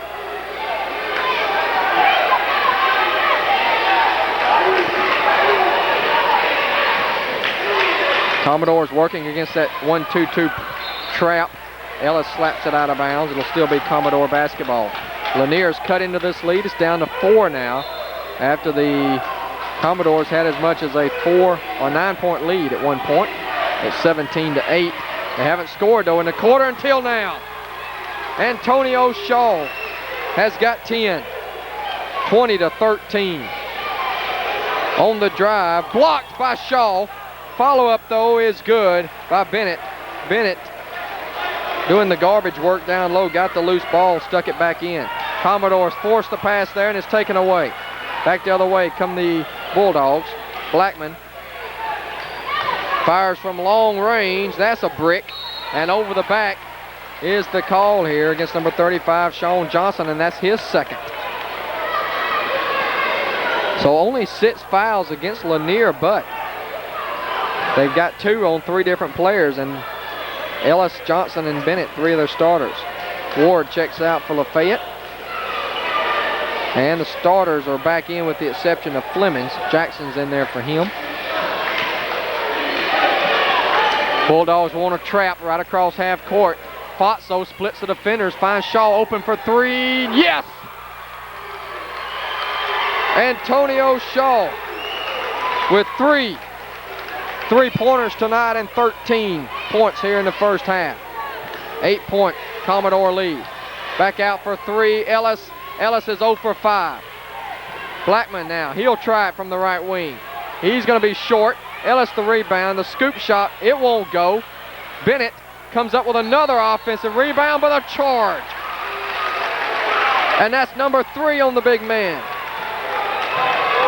Decision time for Thomas Phillips. Now you take a look at him, he's not too happy right now. Shaking his head, and he's going to leave. No, he's going to take Bennett out. He's coming in with Isaac Wells, another big man. So Bennett's probably done for the half. He's their leading scorer with 10 points. But he has 3 fouls. So here, chance for the Commodores to put some distance between them and the Bulldogs if they can get some points down low with Shaw and Smith. Here's Shaw again. He's feeling it. This one, though, bounces off the iron, no good. And the rebound comes down to Lanier. 8-point Commodore lead. Here's Ellis. Little shake and bake. Pump fake. Hangs and puts it in. Ellis finally gets on the board. His first 2 of the night.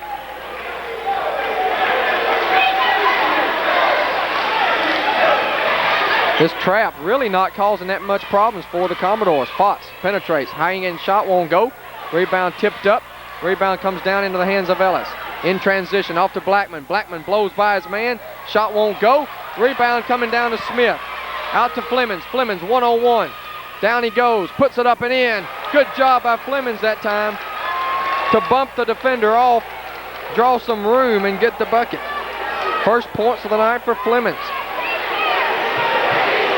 Last time we saw the Commodores against Oxford, Flemings had a slow first half. Charging foul on Wells. Jackson took the charge,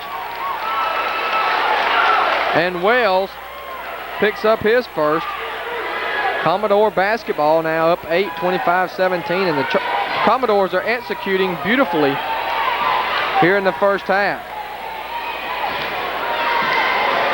They get Jackson's going to fire a long three-pointer. Bad shot. Forced a 3, threw up an air ball. That's not what you want. 2.5 minutes to go in the half. Down low they go to Johnson. Johnson dribbled it off his foot out of bounds.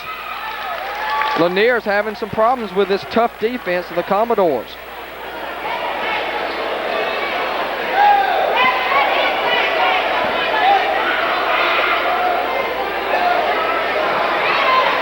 We'll have some halftime stats for you at halftime for the first half. Commodores have controlled this first half so far. They lead by 8. Good pump fake that time. Shot won't go, though, for Flemings. Ellis clears the rebound on the offside. Ellis bringing it up. Excellent bounce pass down low to Johnson. Johnson hangs, draws the foul, and will go to the line. Sean Johnson will step to the line for a pair. And the foul's on Wesley Smith. That's his first.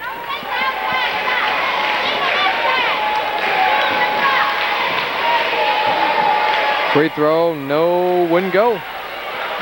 Lanier's only 2 out of 5 from the free throw line, just 40% here in the first half.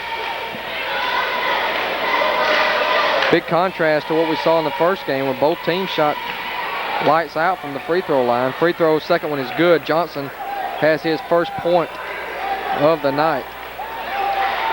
Under 2 minutes to go now. Commodores by 7. They've led the entire way ever since it was tied 4-4. Since then they've led. Backdoor layup is good for Marvin Flemings. Excellent look that time and a dish by Shaw to Flemings, who has 4. Once again, they allowed that play to develop, and now Ellis hits a 3. You don't want him to get started. He's got 5, his first 3 of the night. He had gone 0 for 5 in his first 5 attempts from behind the line, but hits one there. 27-21. Here's Flemings. Down low. Smith spins, hangs, puts it up and in. Excellent move by Wesley Smith as he got it over Isaac Wells for his second bucket of the night. He's got 5. Once again, excellent execution by the Commodores, getting it down low in the post. Bank shot by Wells is good. Point blank opportunity that time for Wells, and he was able to stick it in for his first bucket. 29-23, Commodores by 6. Under a minute to go. Here's Flemings. Flemings puts it up from the elbow, in and out, no good. That one was halfway down, just wouldn't go down for the Doors. Back the other way comes Blackman. Blackman on the penetration, runs over the defender, no call, and it's flushed down by Wells. Smith thought he had a charge, but they didn't call it. And Wells with his second straight bucket. He's got 4. 4-point lead now. Shaw pulls up, forces up a shot, no good. Good defense that time by Wells. Forced Shaw into a tough shot. 20 seconds to go. Bulldogs down 4. Blackman, baseline drive, leaves it now for Ellis. He'll fire a 3. It's no good. Jackson the rebound. 10 seconds to go. Commodores have to push it up here. 7 seconds. Flemings, good look from 17. No, wouldn't go. 2 seconds, 1 second, that's going to do it for the first half of play. And the Commodores led by 13 points out of Antonio Shaw, including 3 3-pointers, and the Doors leading at halftime over Jackson Lanier by the score of 29-25. We'll take a break, and when we come back, we'll give you some first half stats here from Lafayette, where the Commodores looking good after 1 half of play. We'll be back in just a moment. Time, everyone, as the Lafayette County cheerleaders performing here at halftime. And let's take a look at the stats for you here at halftime. First for the Jackson Lanier Bulldogs, 10 points in the first half for Donaldo Bennett, but he stuck with 3 fouls after 1 half of play. 5 points from Monte Ellis, 1 3-pointer and 1 bucket. He was 1 for 6 though from 3-point land. Jonathan Blackman had 5 points also in the first half. 4 points for Isaac Wells off the bench, and Sean Johnson 1 out of 2 from the free throw line for 1 point. Foul situation, Bennett's got 3, Johnson with 2, and Ellis with 2 for the Bulldogs. They're only 3 out of 6 from the free throw line, just 50% in the first half. For the Commodores, Antonio Shaw led the way, 13 points, 3 3-pointers in the first half to lead the Doors. 5 points for Quentin Fotts, including a 3. 5 points for Wesley Smith. 4 points on the night for Marvin Flemings on a couple of buckets, and Jeffrey Dukes had 1 bucket for 2 points. Nobody in any significant foul trouble. Shaw's got 2. Jeffrey Dukes has 2. Commodores were 1 out of 2 from the free throw line in the first half, 50%. Well, we're going to be joined here by our player of the game from the first game, Andrew Westmoreland, who had 29 points, right after this break, so stay with us. Welcome back, everyone, here at halftime, where the Commodores are leading at the break, 29-25. And we're glad to be joined now by our player of the game, senior Andrew Westmoreland for the Oxford Chargers, who came out in the second half and blew away Yazoo City 73-58. And first of all, Andrew, congratulations on a big win here tonight, advancing to the championship game of the North Half for the 2nd straight year. Thank you. It feels real good. We worked so hard to get here, and now we did. It feels good. You know, we've said all year that the Chargers are one of the best teams at making adjustments at halftime. You trailed the entire first half, but what did Coach Tyler tell you at halftime to get you guys to come out and pretty much dominate the second half? Well, he told us the truth. We really didn't come out to play. They were out hustling us, out rebounding us, just outplaying us.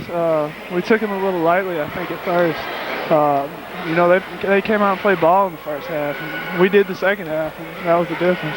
Kendall Granderson really dominated the first half. He had 18 points. You guys were able to slow him down, and that was a big difference in the second half. Yes, sir, it was. Vincent, he played pretty well on it. He was, you know, I don't want to bash the refs or anything, but he was getting away with some stuff inside. But I'll give him his credit. He's a good player. And but we were able to slow him down a little bit in the second half. Play better help side. And I think that was the difference. You guys really beat them in all phases of the game in the second half, but none more than at the free throw line, where this team shot 20 out of 23 for the game. And that's what makes great ball clubs and a special team, when you can do the good things like fundamentals and hit free throws when you have to in the big games. Yes, sir. I didn't know we hit that many. Yeah, that's a big reason we won right there. You know, we shoot 25 before practice every day, and everybody, they really concentrate when they do it, and it's paying off right now. You had the hot hand tonight from 3-point line, 29 points, and I know you're a big North Carolina fan, Andrew, but at one point tonight, I compared you to Mike Dunleavy's performance last night. I don't know if you saw it. He was on fire for Duke, and similar type of game. You looked like you were really feeling it there at one point, wanting the basketball. Yes, sir. I always want the ball, even if I miss it. But tonight I happened to be hit, and my teammates were finding me. And I'm honored to be compared to Mike Dunleavy. He's a great player. I appreciate that. Well, tomorrow night you got a big matchup. Either one of these two teams is going to be a big test for you guys. But last year, you know, you lost the championship game. You went in as number 2 seed. It worked out for you, but I know you would like to go in as number 1 and get some time off and already be in the semifinals. Oh, yes, sir, we would. You know, we were able to do it last year. It makes a difference. Not a huge difference, though, if you have that bye, but it would be nice to get it. Andrew, we appreciate you joining us here at halftime, and go back and enjoy the second half, and and rest a little bit for tomorrow afternoon. I sure will. See you guys tomorrow. Thanks a lot. Okay. We'll take a break and come back here with the second half. Commodores on top, 29-25. Back in a moment. For the second half here from Lafayette. Second game of the doubleheader tonight is the Commodores. Very impressive in the first half, trying to advance to a championship date with the Oxford Chargers, who won earlier, as we talked to Andrew Westmoreland at halftime.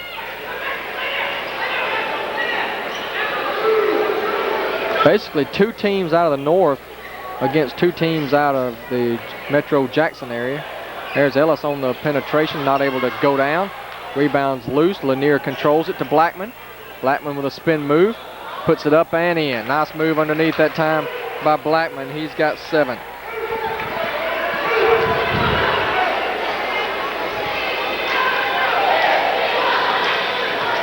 Beautiful play that time down low by Jonathan Blackman. He's a guy that we saw a lot last year and a couple of times that Lanier played against Oxford, and he was a steady, good steady ball player. Didn't do a whole lot of big-time scoring, but he was a steady guy in that lineup for him last year. Solomon Forbes, of course, was the main cog in their engine, but he's gone now, and Blackman has taken up some of the leadership along with Donaldo Bennett.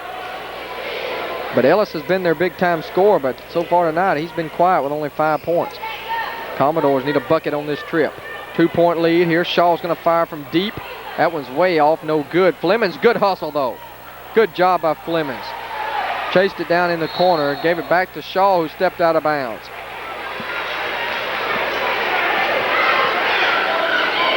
Our next telecast will be Thursday night at 8 o'clock. We'll have the championship games that'll be playing on later this afternoon.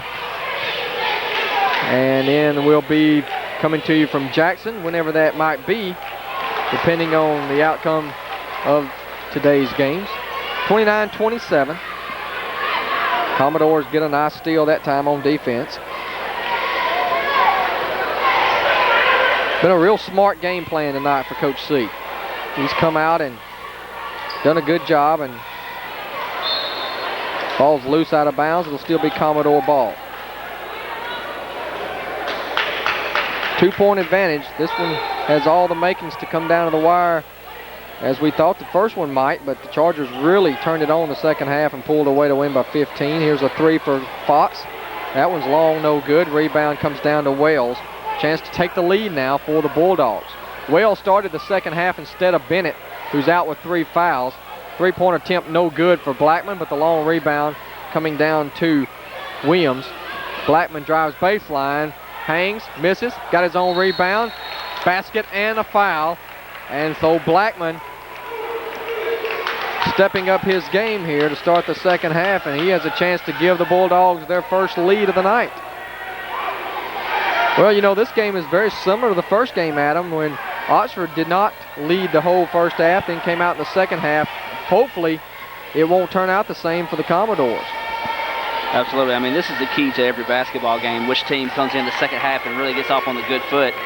You know, both teams want to do that, and right now, Lafayette's just got to step up. A steal by Blackman, and the Commodores might need to get a timeout here.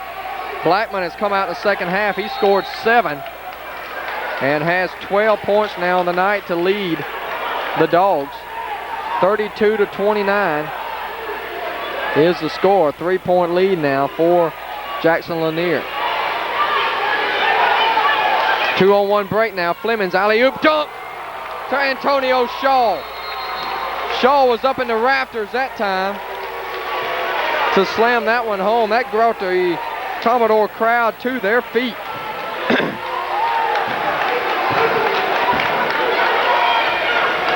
32-31. Ellis. Fox has got him. Fox has done a tremendous job tonight on Monte Ellis. Got to give Quentin Fox. He's one of the better defenders in this area, and he's doing a good job tonight. Now they match up on the inbound pass. Long 3-pointer by Ellis, no good. He's 1 for 7 now from 3-point land, and the Commodores get the rebound. Up to Shaw.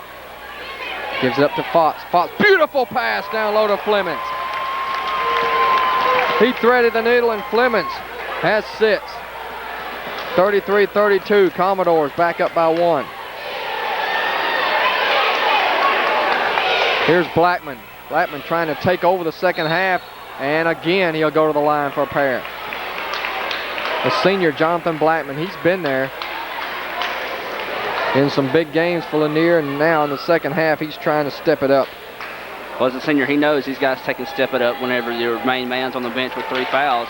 He wanted to take and keep him on there as long as he can by keeping him in this ball game, and that way he can be fresh and be able to come in and play some quality minutes. Free throw, though, is no good. Lanier continues to have their struggles at the line, just 4 out of 8. Ward now will give Smith a rest on the Commodore bench. Lanier trying to tie it up here at the 4:55 mark.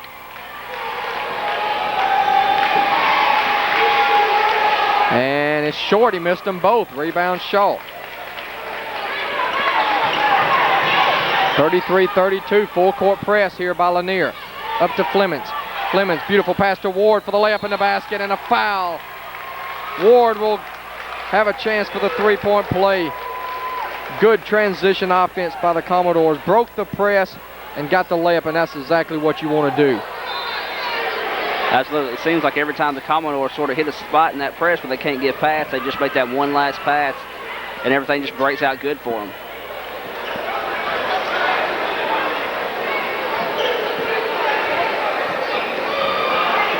Ward at the free throw line. Commodores, this will be only their 3rd trip of the night. And the free throw is missed. Long, no good. And the rebound to Lanier. 3-point Commodore lead here with 4:38 remaining in the 3rd quarter. They try to go down low to Wells.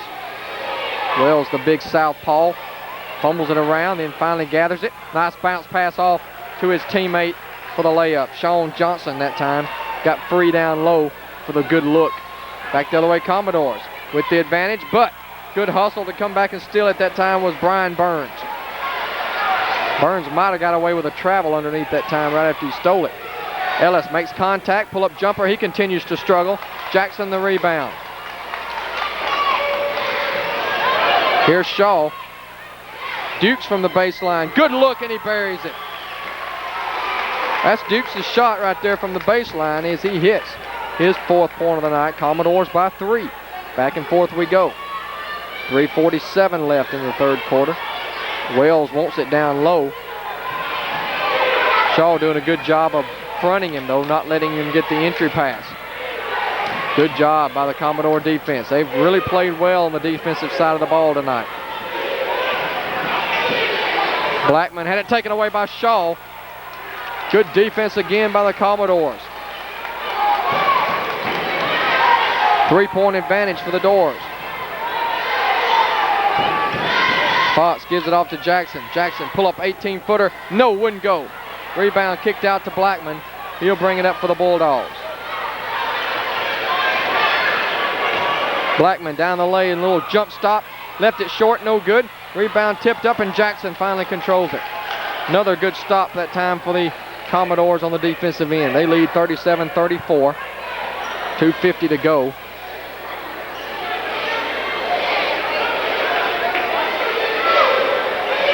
Jackson, he shot that one from Abbeville.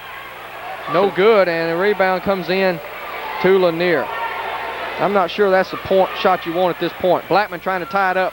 He's off the mark. Collision underneath, out of bounds. And they look at each other and finally award it to the Bulldogs. Substitutions coming in. Bennett comes back in. Donaldo Bennett, number 54.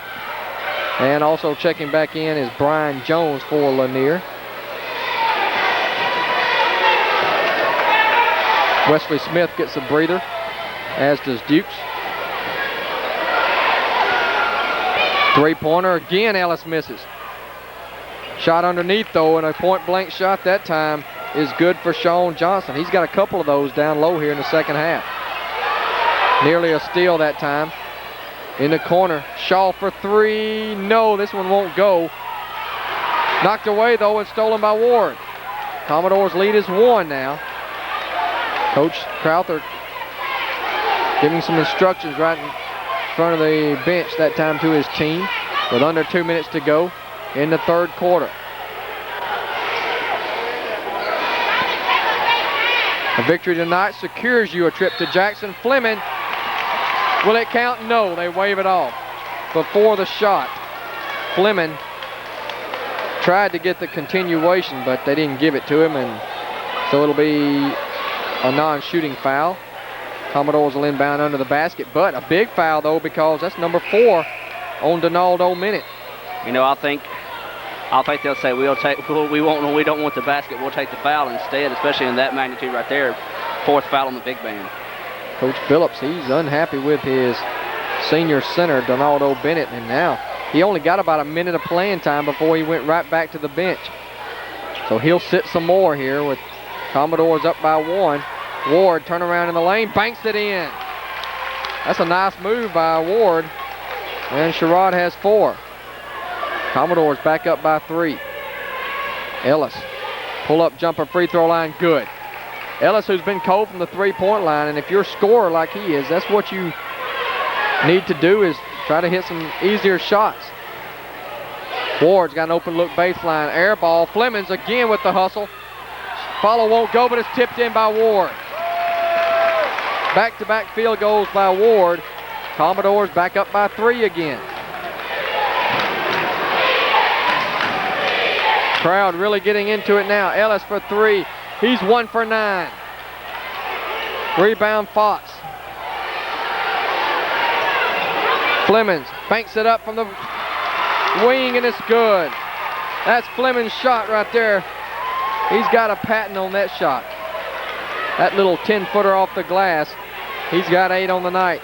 5-point Commodore lead. Ellis again. Ellis continues to struggle.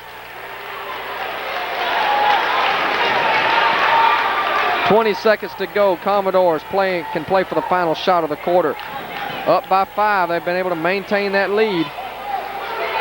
Now Ward for 3. That's way off. That's a bad shot by Ward with that much time on the clock. 8 seconds. Blackman back the other way, but Lanier turns it over. So now the Doors have 5 seconds to get the ball up the court and get off a shot. Ward took that shot just a little bit too quick that time and gave Lanier an opportunity, but they turned it over in transition. Coach Crowther getting Fox a breather now before the end of the quarter, so he'll have a little extra time before the 4th quarter. He's done such a good job on Monte Ellis. Flemings lost it, throws up a shot, and if he'd made that one, that would have made the highlight reel, but no doubt. That's the end of the 3rd quarter. Commodores continuing to lead over Lanier. 8 minutes to go. It's the Commodores on top, 43-38. Back in a moment.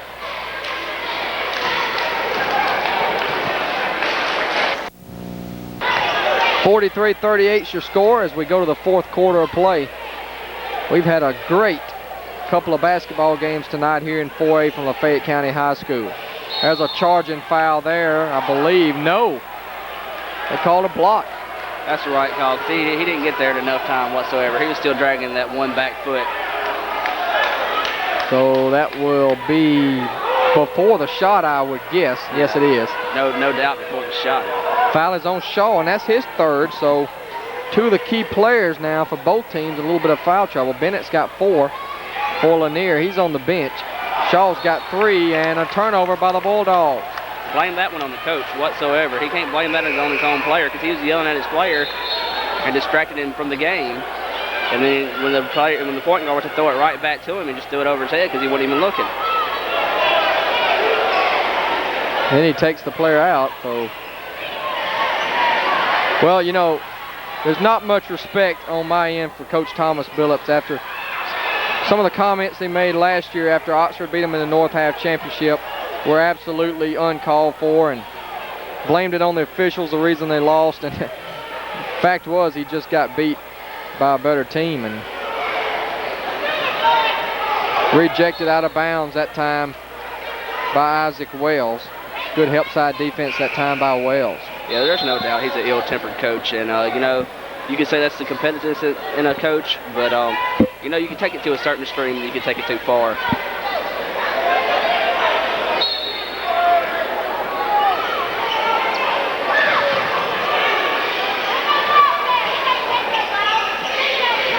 Jackson bringing it up here.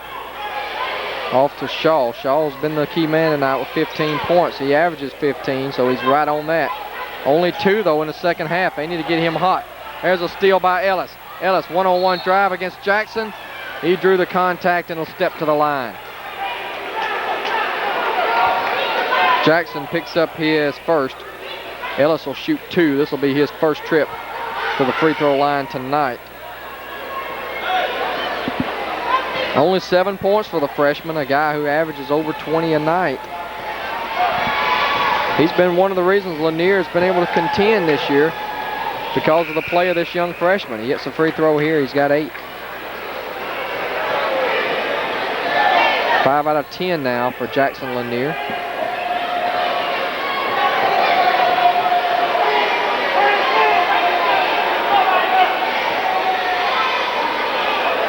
Free throw in and out. He missed it. Rebound Shaw.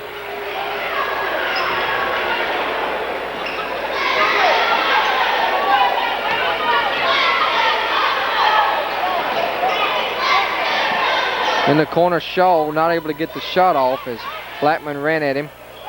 Back to Smith. Smith had it poked away from behind. Good steal. They got a Snowberg now and an easy layup for Ellis. 10 points for Ellis and a quick timeout taken by Coach C. And he wants his team to regroup here. And it's a full timeout. 6:34 left in the ball game.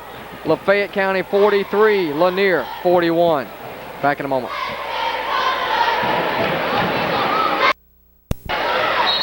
Six and a half to go as the Commodores inbound and a foul called against the Bulldogs. They called that one on number 22. That's Brian Jones. That's his first. 14 fouls on each team, so neither team in the bonus at this juncture.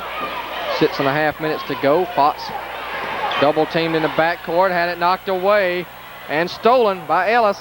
Ellis then puts it up and in. Ellis able to maneuver his way up to get the shot, and now all of a sudden Ellis has caught fire. He's got 12. Flemings then, he turned it over, and the Commodores will keep it on the alternate possession rule. And, you know, they haven't had trouble all night. We've talked about how well the Commodores have gone against this press, but all of a sudden they're trying to dribble through it, and they've had a couple of turnovers. Now they'll set the half-court offense. Tied at 43. Fox drives down the lane. Jackson from way outside, and he's way off. Jackson, he's cold tonight. Sometimes he can catch fire, and he's as streaky a shooter as you'll see, but not tonight. Good dish down low, and a layup is good for Wales. Lanier starting to take command now. The Commodores really need a bucket. And another timeout taken as they want to talk it over with 5:39 to go, and Jackson Lanier now, their crowd beginning to make some noise for the first time tonight as they're up 45-43, and we got one man down here holding up his cushion. There he is. Let's tell you some more of our sponsors tonight, and we want to thank them for their continued support of high school athletics. We enjoy bringing them to you, but we couldn't do it without them. So if you see these guys, owners and staff, go by and tell them how much you appreciate it, and we hope to be bringing you a whole lot more action throughout the first couple of weeks of March. Ball Sign Company, Mr. Coolidge Ball. Also Furniture World here in Oxford. University Sporting Goods, Mr. Pat Patterson and all his crew. Dr. Watt Bishop, orthodontist here in town, and also in Tupelo and Grenada. El Chorritos and Tequilas, Mexican Grill. And also Mechanics Bank in Water Valley and Oxford. Also want to thank Edward Jones Investments, Mr. Ed Gunn, investor. Custom Auto Accessories down in Houston, sponsoring sports here in the Oxford area. And also Tri-State Termite and Pest Control. Give them a call for your inspections and to get rid of those pests. Give them a call here in Oxford. Nice spin move that time by Flemings. 10 points from Marvin Flemings. He's the leading scorer at 17 a game. 10 points tonight. It's tied at 45. 5:16 to go. Both crowds very intense. here at this point in the game. Shaw continues to front the man down low. Wells, turnaround 10-footer is good. Isaac Wells, he's a good ball player off the bench, the sixth man. He's got 8.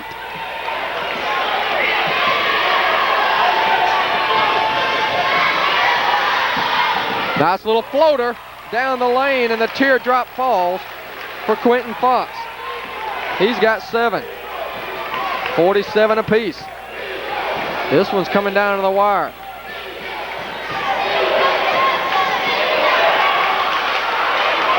A steal by Flemings. Flemings out in the open floor. Hesitated and got around his man. That should have been goaltending. They didn't call it, but Smith followed. That ball hit the backboard and then he blocked it. But it worked out okay for the Doors as Smith stuck it back in. He's got 7. 4:10 to go in the game. Ellis trying to go one-on-one. Flemings is on him now. Turnaround jumper's good. Well, this Monte Ellis in 3 years, Adam, he's going to be highly recruited. He almost reminds you of a little bit of Mo Williams out of Jackson Murray, who's playing over at Alabama now. The way he plays, runs the point guard position.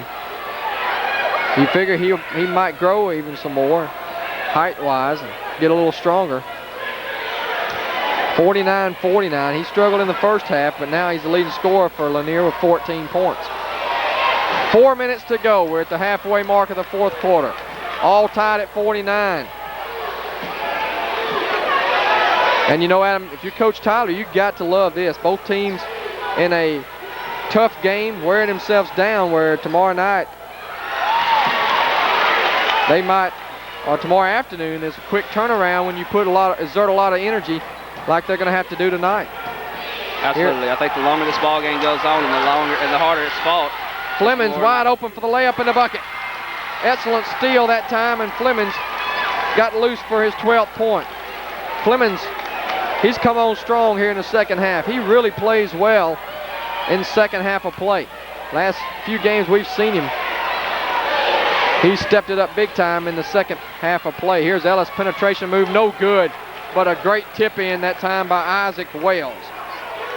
Well, Wells has come in with Bennett in foul trouble, and he's done a good job down low in the paint. Bennett's back in now, and if you're the Commodores, I think you might want to go right at him. Try to see if you can't get him out of here.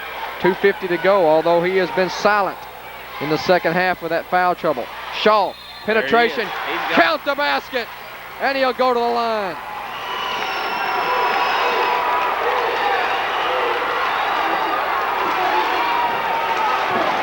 Listen to the crowd. 17 for Shaw.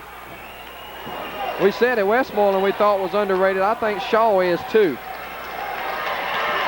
If he was a couple of inches taller, we'd be talking about this guy as a Division I prospect, because he can shoot from outside and put it on the floor, but might be just a little bit short for a low post guy at only 6'4". Bennett, he's out of here. He fouled out. So Bennett's done for the night. He was a non-factor in the second half. Free throw good for Shaw. He's got 18. Commodores now 2 out of 4 from the free throw line. They lead it by 3. 54-51. 2:37 to go in the game.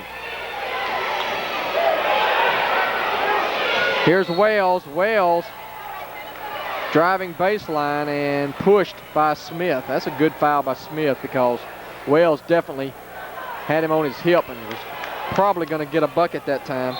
Smith with his second. Lanier to inbound. Just the 5th team foul against the Doors. They're up by 3. Winner advances to the championship game tomorrow afternoon, or later on this afternoon. And Blackman again. Let me tell you, Blackman, he stepped it up with Bennett's lackadaisical second half, not doing anything, and it's been Blackman who's got some big-time buckets down low tonight. 14 points. Smith is fouled out. Well, I said a while ago he only had 2, but he actually had 4, so lost there. But Smith is out of there with 5 fouls, so 2 The two centers for both teams are gone. For the final 2:21, Blackman ties it up. 15 for Jonathan Blackman, and we've got a timeout on the floor. 2:21 left in this one, at least in regulation. We're all tied at 54. We'll cut away and hear from some of our sponsors and be back to Lafayette County right after this. Back to action as you take a look at Antonio Shaw, who's at 18 points tonight. Hadn't hit a three in a while. This would be a good time for one right here with 2:20 to go. Although Coach C is going to tell his team to make sure you get a good shot. And that's exactly what you want right there, a foul, because now 1-and-1 opportunity for the Commodores. Both teams are in the bonus from here on out, so it could come down to free throws. The foul is on Brian Jones. Neither team has really shot lights out. The Commodores have only shot 4, made 2. It's only 50%. Lanier shot 11, made 5. That's only 45%. Potts is at the line to shoot a couple here. If he can make the first one, he can get a second. Free throw, no, he missed it. Rebound, tipped up and controlled by Wells. Well, we've talked so much how important free throw shooting is, and big miss there. Game is tied at 54. These two teams, we told you in the opening, they played last year at Lanier. Bulldogs won it. There's a little floater up and good by Ellis. Ellis has had a good second half. He's got 11 in the second half after scoring just 5 in the first. 56-54 the score now.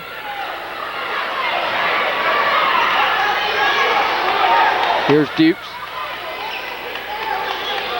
Bulldogs by 2. Fox drives, had it knocked away from behind, and they give it to Lanier.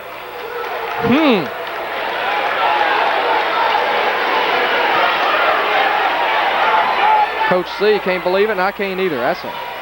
There's been some bad calls tonight.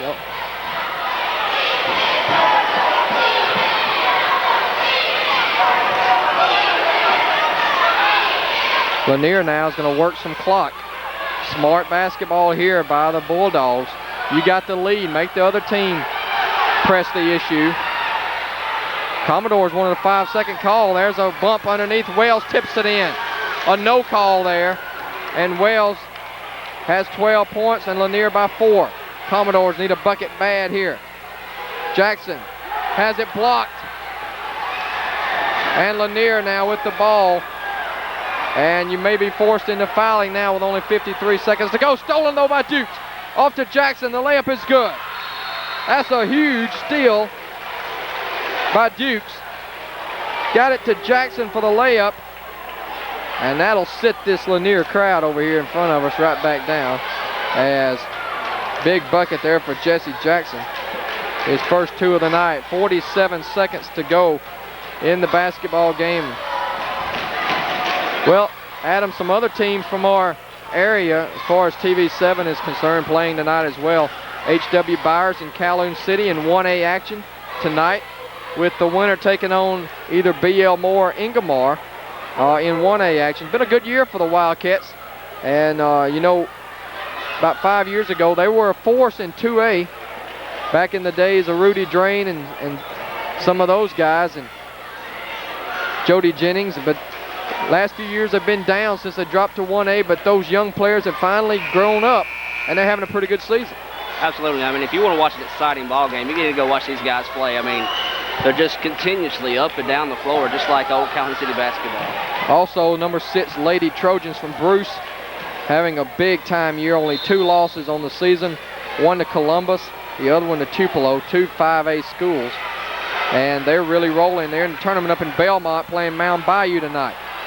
Back to action here. Commodores they don't have to foul just yet. Down only 2. You can kind of pick and choose who you want to foul at this point. And that's a good foul. They fouled Wells, and that's probably the guy that you want to foul. Of course, we don't know the shooting percentages of these guys. I'm sure Coach C does. But you would think Wells, the big guy, would probably be one of their weaker free throw shooters. But he's got to make both of them to make it a 2-possession game with 29 seconds to go. The foul was on Jackson. The good news is it's only a 1-and-1.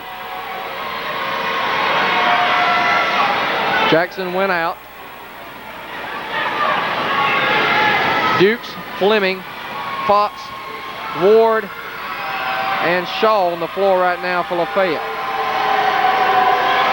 Wells free throw, got it. Timeout taken now. 30-second timeout. 59-56 is the score. And you take a look at some of the Lanier fans whooping it up over there. And there's that guy with his seat cushion again. You know, Adam, tonight, you got to say one of the big players tonight for Lanier has been Isaac Wells. Donaldo Bennett got in foul trouble, and that was an asset, you would think, for the Commodores to get him out of there. But Wells has come off the bench down low, stepped it up for 13 big points. There's a lot of guys that stepped it up for Lanier tonight, and that just shows winning attitude and senior leadership. Chance to make it a 4-point lead and 2-possession game with 29 seconds to go. Free throw is good. He made them both. 2 clutch free throws there for Isaac Wells. They're 7 out of 13 now on the night. Commodores need a bucket. You don't have to have a 3. 3 would be nice, but you need something quick. Fox driving left. That's what you want. And a quick timeout. Fox with 9. If they're going to give you a layup, you got to take it at that point. 17 seconds is a lot of time. And you force Lanier to hit free throws down the stretch. There's a full timeout, or actually a 30-second timeout. So we will keep it here. We talked a little bit about the Lady Trojans. They're playing Mound Bayou tonight, and the winner of that one will play either Belmont or Shelby Broad Street. And that's a pretty competitive 2A division in the north. Belmont's the defending state champions and the host team. And really, the north is where the strength is in 2A. Most people feel like whoever comes out of that is probably going to be your state champion. Commodores have to foul now. You can't choose who you want at this situation. And they foul Ellis. 13 seconds to go. You got to try to foul whoever you can. If you don't get the steal right off, give the foul. And now Lanier forced to hit free throws down the stretch. Something they haven't done that well tonight. They're 7 out of 13, barely over 50%. This will be the final 1-and-1 attempt. After this, they'll go to a double bonus if there is another foul. Ellis, the freshman, free throw, good. He doesn't look like a freshman at all, does he, Adam? Not at all. This kid's got ice water running through his veins right now because, I mean, to be a freshman and have this type of situation on your shoulders and step to the line like that's no big deal free throw, you know, it just says a lot for the kid. 61-58. Hopefully, time permitting, we'll have our post-game show after this one. We'll give you some final stats as well and also tell you about our player of the game. And if Lanier holds on to win it, you got to give it to Monty Ellis. He was shut down in the first half. Only 5 points, but 12 in the second half and some big baskets down the stretch. Let's see if you can jinx him into missing one here. Free throw is up, and he got the roll. 18 now for Ellis. 62-58. Fox for 3, no. Rebound battle for Blackman, has it, and he's fouled. Well, Fox had it lined up, but it was just a little bit short. And now the Lanier fans celebrating what they feel like is a victory.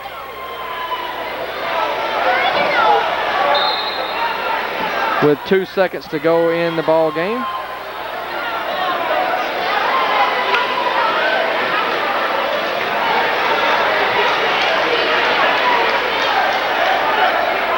Blackman will be at the charity stripe now for 2 shots. This one's over because there's no way the Commodores can get a 5-point play with 2.4 seconds to go. Got to give Blackman a lot of credit tonight as well.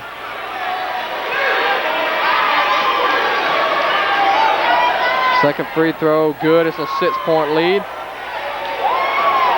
And we're going to have a rematch of last year's state championship and North Half championship as well tomorrow night or tomorrow afternoon, where the Oxford Chargers will take on the Jackson Lanier Bulldogs in what is starting to become a pretty good rivalry in high school basketball. We look forward to that one.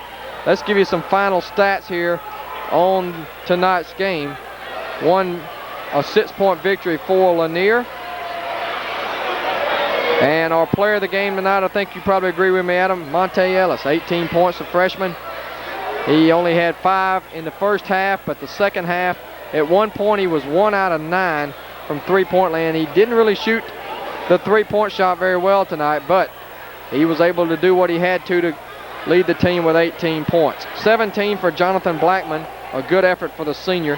Isaac Wells, a huge night off the bench with 14 points. 10 for Donaldo Bennett, 5 points for Sean Johnson. 10 out of 16, or excuse me, 11 out of 17 from the free throw line on the night for Lanier, right at 70%. For the Commodores, they were led by Antonio Shaw, who had 18 points. 12 points for Marvin Flemings. Quentin Fox had 9. 7 points for Wesley Smith. 6 points for Sherrod Ward. Jeffrey Dukes had 4. Jesse Jackson had 2.